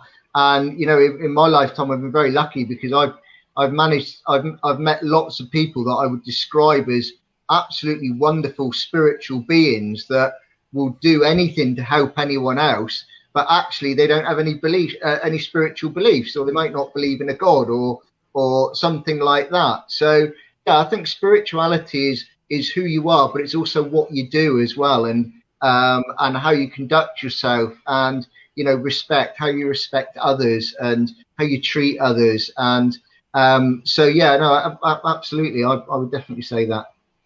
Yeah, I'd agree. And I think some people say being spiritual is a way of life, but probably just a slight twist on that. Becoming spiritually is a way to a new aspect of your current life. Yeah. And because it does all interrelate, we do not exist in, and with the balance energy as well. We can't all sit there like that all day by the riverside balancing pebble. Well, we could give it a go, but we're not going to get very far. But we can encompass that as part of our life. We can say, like Ricky was saying earlier on today, sounds great. Going across Dartmoor with nobody around and sitting by a river, I would love that. I would absolutely love that. But I could not do that every day because I have the rigours of a physical life upon me, which I need to adhere to as well. And I think the other thing is the connection that you have, when you are demonstrating that, you are connecting to the spirit world, you're connecting to your own spirit and the spirit of the people in the room as well, and it is that essence of that you cannot but help to get to know your own spirit.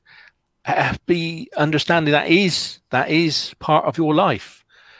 It is who you are. Yes. I've got a question for you, Andy, if you don't mind. I was asked this question today by one of my daughter's friends, but I'll ask you to see what you think. Is your higher self and your spirit the same thing? That's interesting because I know that the teachings that say that it's supposed to be above you. You see. But I think it's just part of a connection within your spirit, your soul, that you can reach. It's all got to be part of the same thing, in my way of looking at it. Because if I can be in touch with my spirit, there is knowledge and understanding within that spirit that I can go deeper into. People say that's the higher self. It is just part. To me, it's just an aspect of my soul. But that's the way I look at it. Because it's all connected. Yeah, I sort of get that, but when she asked me, I must admit I had to stop and think about it first of all, because I'd never thought about that one. So it was quite interesting. I was like, let me think about this before I answer it. And yeah, I sort of said the same thing, really. Yeah. Because sorry, Roy, you come. No, carry on. No, I was going to say it's when we can look within to find the answers to those questions, and often I think if we give it our spirit the space and the time, we can have internal guidance as much from our own spirit as we can from the spirits that have gone to the other world. It would depend as well upon what our definition of the higher self is. Is the higher self an individual personality that as we perceive it, or is the higher self part of a bigger soul collective? And then the differential between our spirit and the higher self, we can actually quantify that then, because the higher self is this collective consciousness which may account for some of what we experience as past lives is not actually our life. It is part of our higher group collective consciousness that we are picking up memories from them. Yes, but we possible. are not doing reincarnation because Laurie loves it so much. We'd be here for hours on it. yeah, no, this time tomorrow night I'm sat here. The congregation's gone home because they couldn't get in. Yes.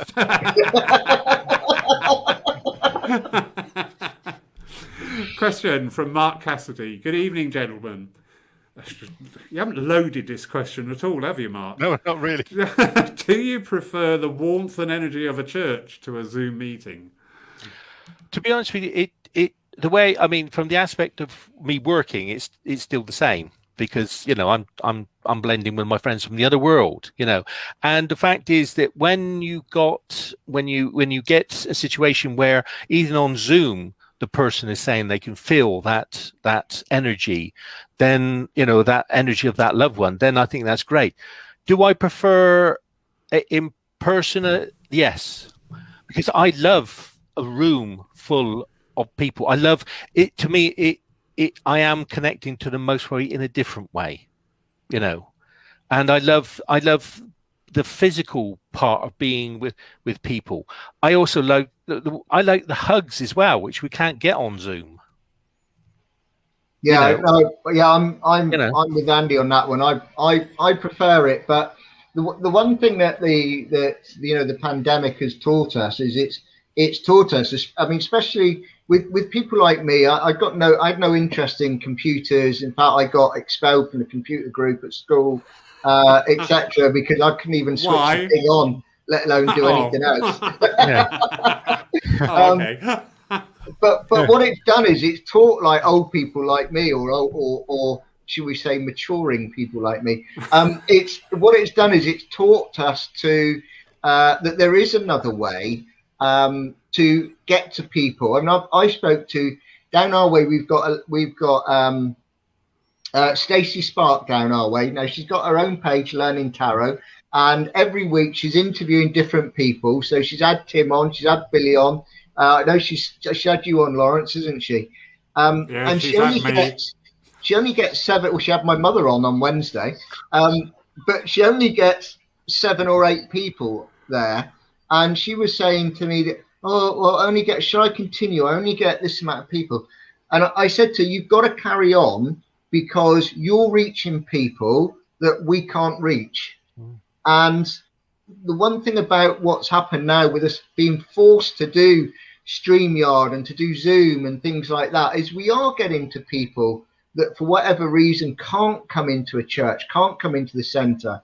I did a meditation for Torbay Mental Health Team on Monday lunchtime, and one of the ladies in there was in a wheelchair and she hasn't left her house in 8 months. If there was no sort of Zoom or anything like that, so she can connect with us and with spirit via this technology. So whilst I would prefer to be working in a church or a centre in front of people, I think it's vitally important that these sorts of evenings carry on when all restrictions are lifted and we can go out on the road again. Yeah, I mean, you're quite right. And it's been great. It's been a great experience, obviously, to work with people, in other countries, because obviously, your mediumship has to adapt because of, the information coming through is could be slightly differently. But not only that, like yourself, where you're actually creating like the Zoom services and things like that, they're actually being experienced by countries that don't have churches, that within their country, they wouldn't have that experience. But now, because of this lockdown and this lovely access with their whatever technical aspect it is, this is being brought to them and they are being made part of it. They're having that experience, and and that's been brilliant from that point of view. Yeah, no. And they also say you can't teach an old dog new tricks. Well, I've learnt a few tricks recently. We won't ask what they are, Ricky. Just don't dangle a bone in front of me. God's sake, don't say walkies. So, yeah.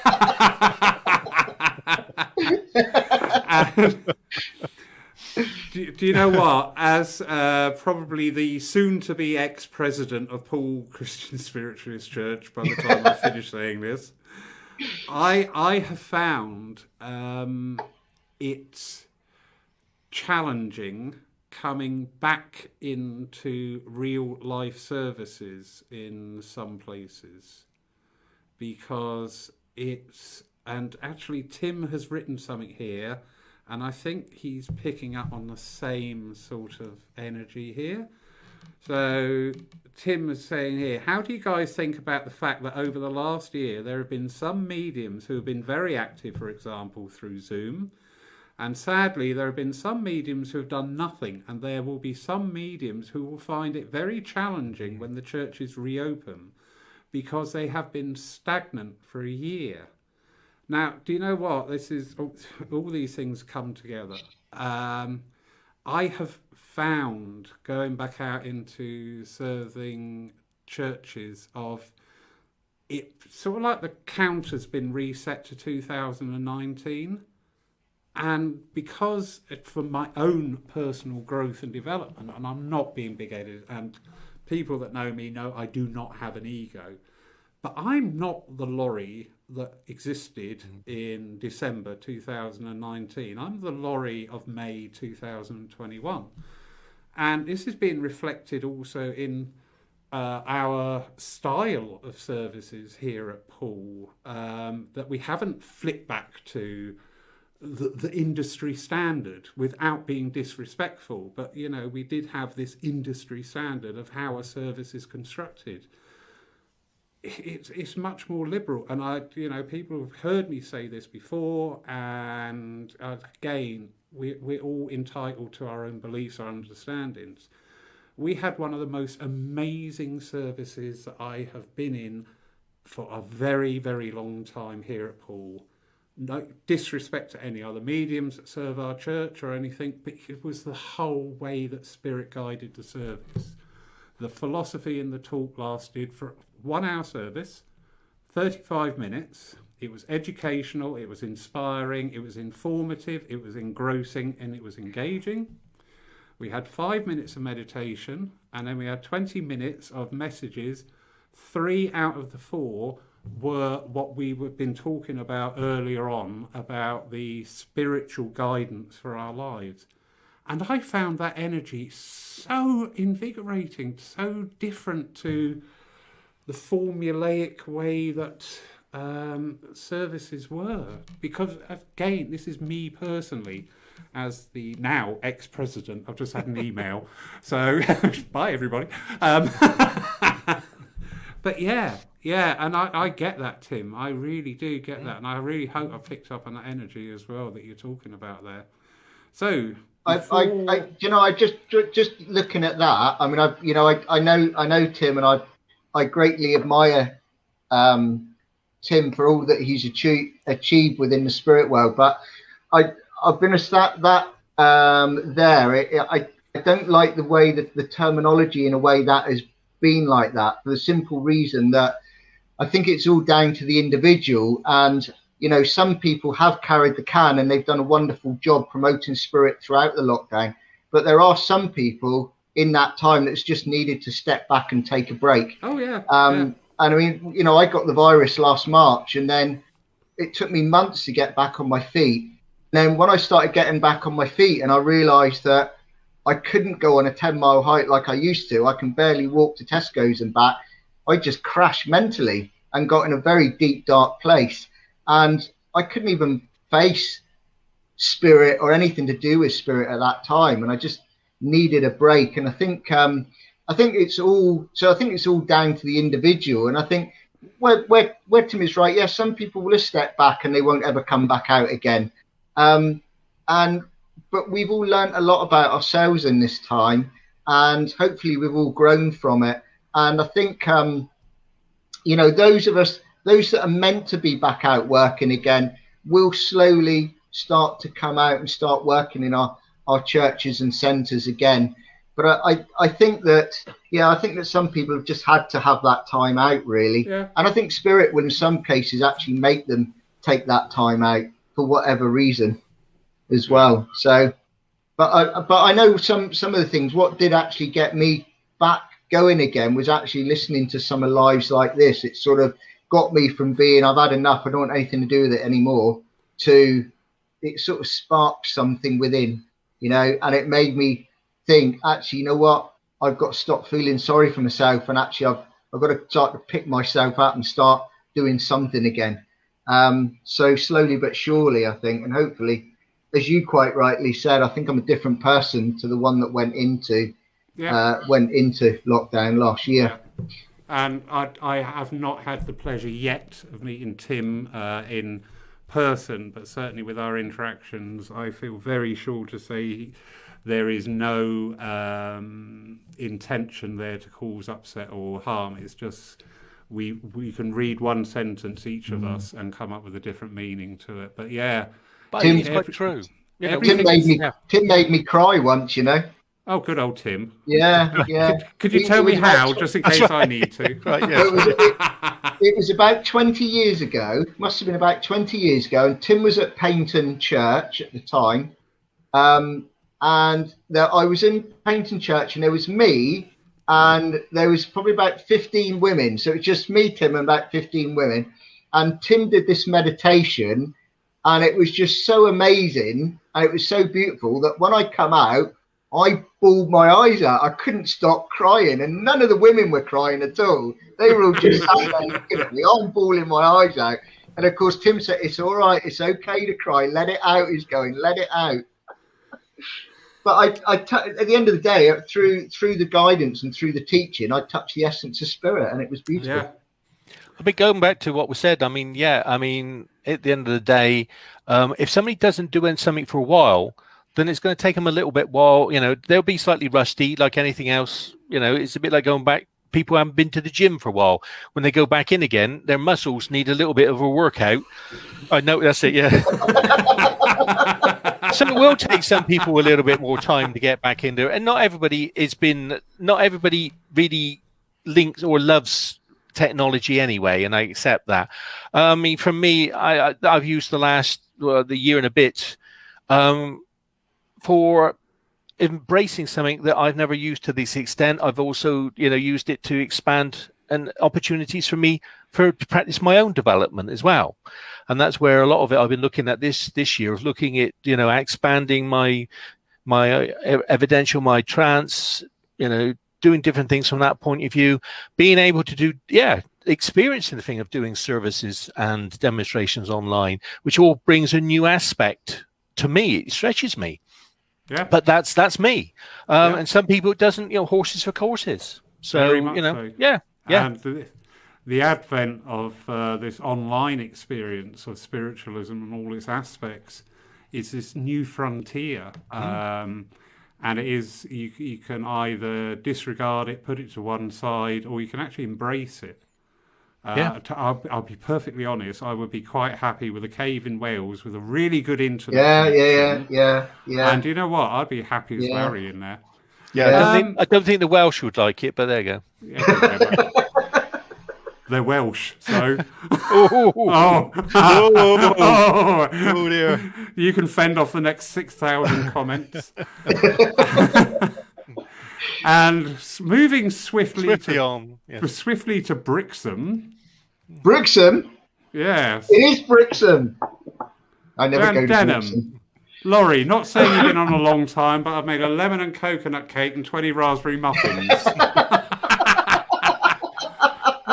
Rude. That's right, yes. There are so many things I think I could say to that, but you'd never be on air again. Well, as Jan's only 20 minutes from me, I've just nipped down and got them. Oh, that's right, yeah. Yes. But Stephen Mager, too many people skip the development of evidential mediumship and go straight to channeling aliens and ascended masters. If it comes through a proven evidential medium, it gives some validity. I'm so tired. When it's not through an evidential medium, then it's hard to accept. Interesting thought line there. Yeah, well, it is and it isn't. It depends on what you're into, really. If you're into that sort of thing, then it's not. People are going to accept it. If you're not, I think it gets down to what we said earlier. If I was to channel an alien or an ascended master in your spiritualist church, Lawrence? How are people going to take it? But if I do it in, say, Bude pagan society moot, they're going to accept it. They'll be like, oh, he's brilliant, he's wonderful, he's channeled whoever. So again, it's all down to the sort of the area that you're working in, really. I think, and the people that you appeal to. I think I would need to judge it on what is said. That's how I would judge it. You know, you know, yeah, and that would be my yardstick for that. Yeah. Serena, lovely Serena Schroeder. What can you say about feeling sick and not being able to move anymore during getting in a deeper trance? Sometimes it's very hard to come back. Serena has been on a few times before with us, and I believe from, I'm going to get the wrong country, aren't I? I'm going to get shouted at. This is the Welsh I've just upset, and I'm now just about to upset either Denmark or Sweden. I believe or both. Sweden. Or both, yeah. And this, again, just as a sideline, is part of the importance and the wonderful outreach that this online experience is giving to people, that they are able to access information and ask questions and learn things where they may be denied churches or centres in their own countries. But back to the question. So, Serena, yes, I know Serena does work in the trance energy, and I also know she encounters a few issues. So here she's saying about she feels sick when she's going into this trance energy and then finding it harder to come back. Any thoughts or guidance on that? Yeah, well, so I've experienced that myself, and what I find is it was when you're experiencing a new energy, that's when you tend to feel sick. So I've had it over the years where things change within as I'm working, and then you experience this new energy, and it can make you sick, and the feeling of being sick. And I've also had that experience where sometimes it will take a long time to come back. But one of the keys to doing trance is to make sure you relax into it and just to let go, but also to feel safe and secure as well within that environment, and also work as symbiotically as you can with your guides and helpers. I can remember my grandfather many years ago, he used to go into trance and his guide White Eagle would come through and talk, because he was a healer more than a medium, but his guide would talk. And he often said that, you know, when he was in trance, he felt he could never let go, and that he was still aware of everything that's going on around him. So I can remember many years after that, because I went through a period where within my trance I didn't feel anything. Then I went through a period of feeling sick like you did, and then I went through a period where I was quite aware. And I can remember Keith Hall popped in to I can't remember where I saw him now, it might even have been at Newton Church, but he popped in and I thought, I'll ask Keith. So I asked Keith about it, and yeah, he just said, you know, you just got to let go, and you just got to go with it and go with whatever it is, and don't put any expectations on anything. Just let it come naturally and just go with it. Sometimes when we're almost resisting it, we can get a feeling of sickness, but often it is about a change of energy. So I would say try and relax, try and just do it gently. And the other thing is, don't be hard on yourself.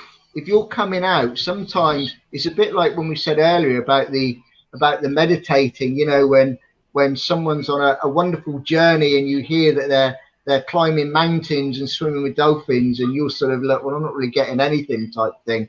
You know, sometimes we just got to go with it, relax into it, trust, and just go with what comes. And if you can relax into it, then I feel that you'll find it will become more a natural process, and that feeling of sickness, I think, will go. Yeah, I quite agree with Ricky. The other thing is, I mean, yeah, just give yourself that space and that time. Don't rush it. Yeah. You know, and coming back out of trance is a personal journey. It's down to the individual, what's right for them at that stage, how long it will take them to come back. Don't expect, last time I come back quicker, this time, I'm not coming back as quick. allow that to unfold naturally. I mean, sometimes I get to the stage where I think, oh, I'm ready to now to come back and I can go back to normal.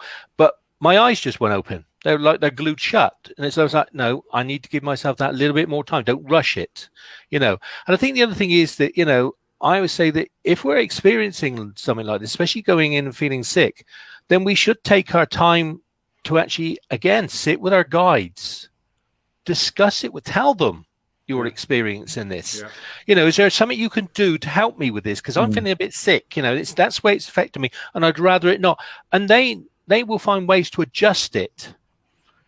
But it's almost like, again, it's this communication, I think, with them. Let them know so that they can help you so that you can get over this, you know, or you're not experiencing this, you know. It's teamwork again. Yeah. Yeah, and also the final thing I would just say is perception as well, because there's no time in the spirit world, and a 5-minute demonstration of trance, 2-hour demonstration of trance can feel like 5 minutes. But sometimes our perception might be it's taken a long time to come back. But the reality is actually a very short space of time, but it's how we're perceiving it. It's true. Yeah. Yeah. Wonderful. Thank you, gents. Very quickly, I just need to, a couple of comments there that cause me a little bit of a concern. Going back to Tim Abbott's statement there about this time in lockdown, just so everybody is on the same page and we all understand, there is nothing being said there on any parity level between whether the fact that you did work or did not work during lockdown, because if you take the lockdown scenario away, you know, what would be the difference between a medium who worked in what were normal times of the time only once a year and a medium who worked every week of that year? So there is no disparity there. Everybody has done exactly what they needed to do during that time. Yeah, for them, yeah. All right. So wonderful.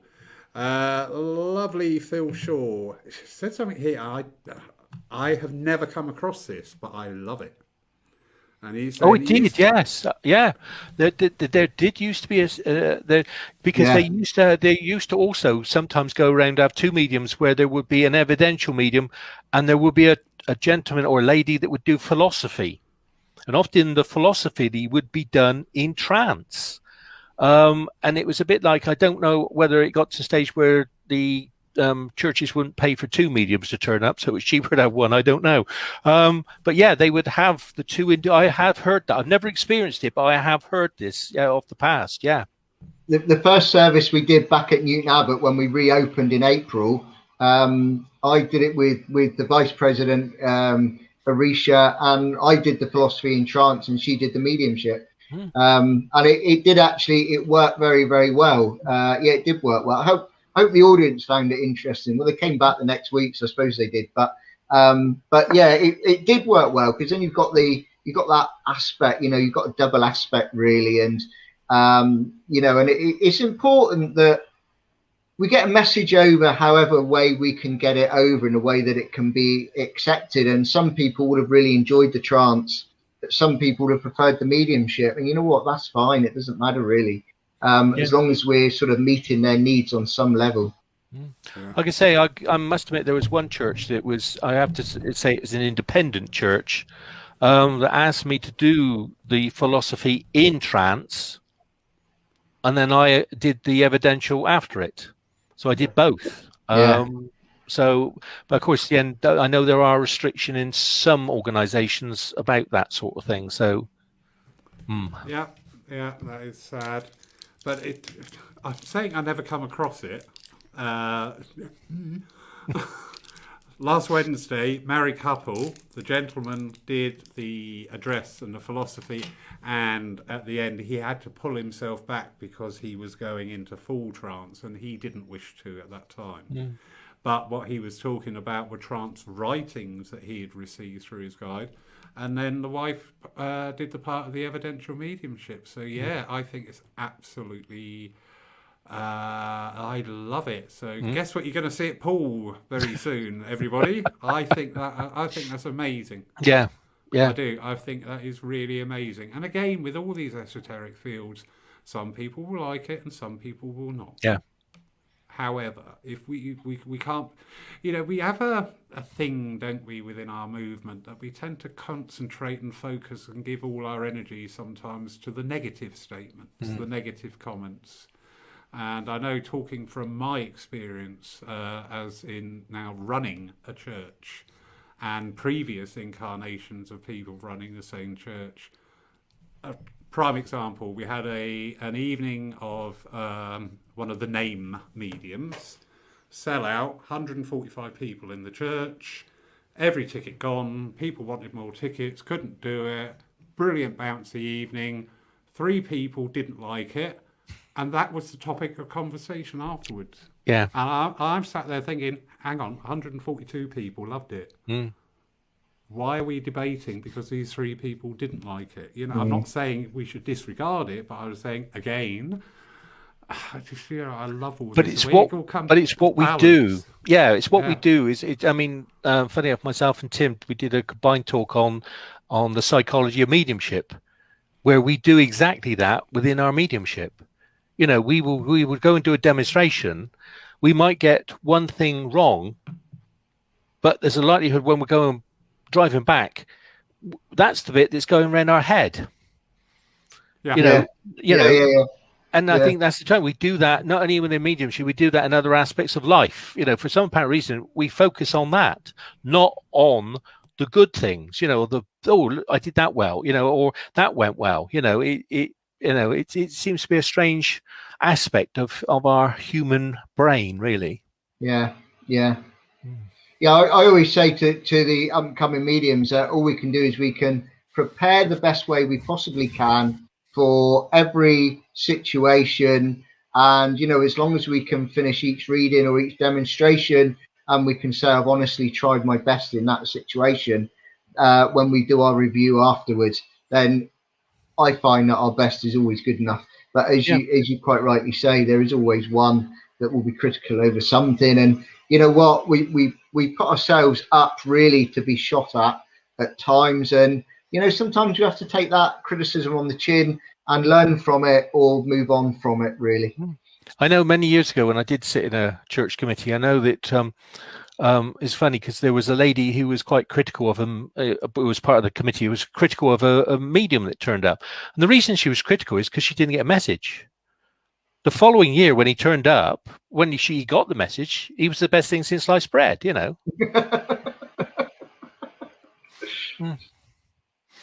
But there you go.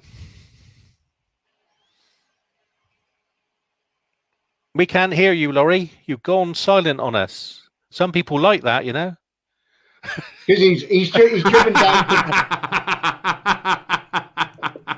He's driven down the bricks and you get one of Jan's cakes. That's right, yeah. The raspberry muffin are going to have a treat at the moment.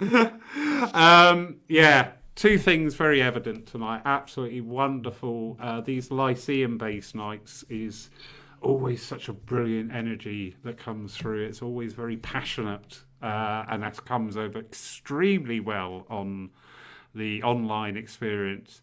The other thing is, ladies and gentlemen, guess who the 3 single mediums are in the room tonight? The ones who've been on here all night talking. That's right, yeah. Because it's Saturday night, the pubs are open, we've got nothing better to do. What was that question about earlier about having a life?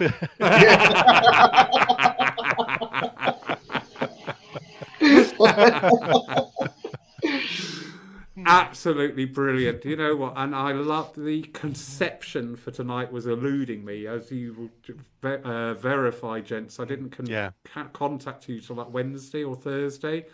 I knew there was something there, and I couldn't quite get to grips with it. And then suddenly it just fell into place, and you 2 appeared, and I was just like, yeah, that's it. That's what it needs to be. And people have stayed online throughout the 2 hours. Some have dipped in, some have come in late, some have gone. They've been asleep, mine, but they stayed on. I know, yeah. We probably put a few into a coma. They've been in trance, yeah. Some have done their baking, But we've had, again, truly international, and our peers in the room, and I love that. I do absolutely love that when we have other working mediums of, however, our regard of their standard is immaterial. but joining in with the discussion and really getting into it. So, yeah, what a good night. So, thank you, everybody. Thank you. Next week. Yeah, no, thank you for having us. It's all right. No, I haven't got back to you yet. Just wait. No. Calm. No, so this is why you're single. You've got no social manners. Behave. Is it that obvious? Oh. Blatantly. We've Hey, had 2 hours I of should it. be stood on Brixham Harbour in a minute. I'll tell you that now. I'm heading down there. Oh, yeah, Transport's right. on the way, standing down there. Who says I don't have a life? Following the aroma of roasting raspberries. Ricky makes good money down there on Saturday Yeah. night. What are you on about? Well, I did, but I keep asking for refunds.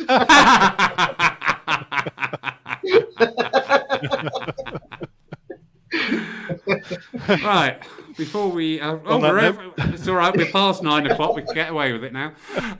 Next Saturday, we have Leonard Tatt giving us a talk. I'm looking forward to him. He's a columnist with the Psychic News, and he took one of our Zoom services, and a really very, very nice gentleman, which will make a nice change from tonight's. I was going to say something normal then, really.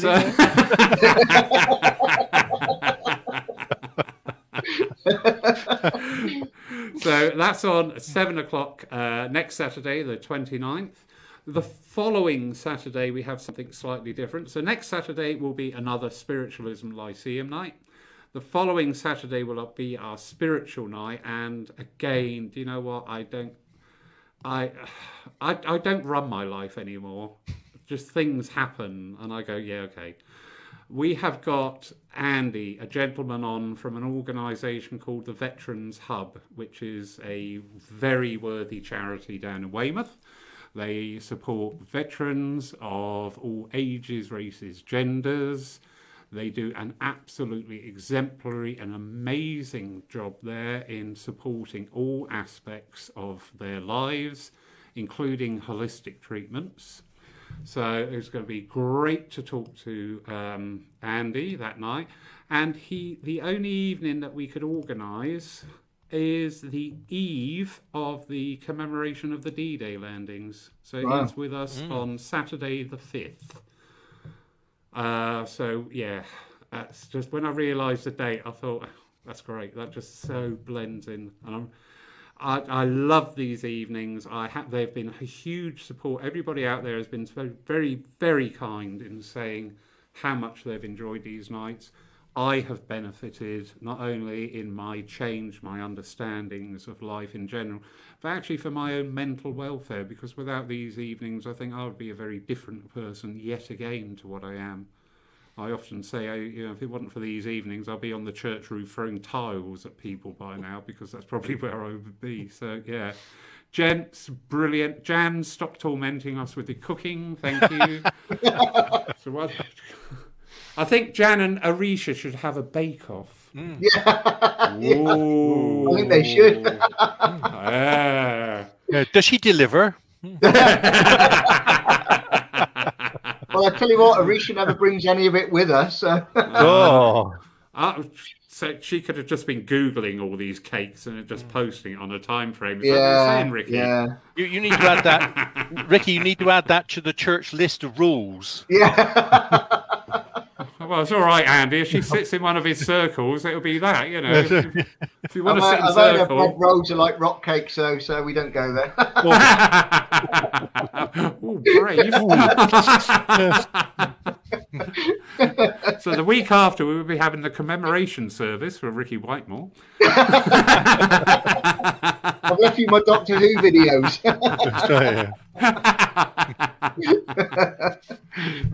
Yeah, she's heard you.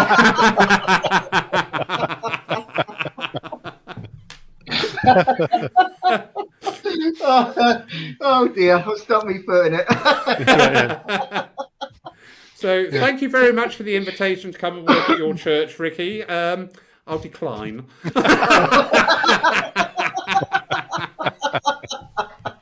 I'm not going to get involved in a flan fight.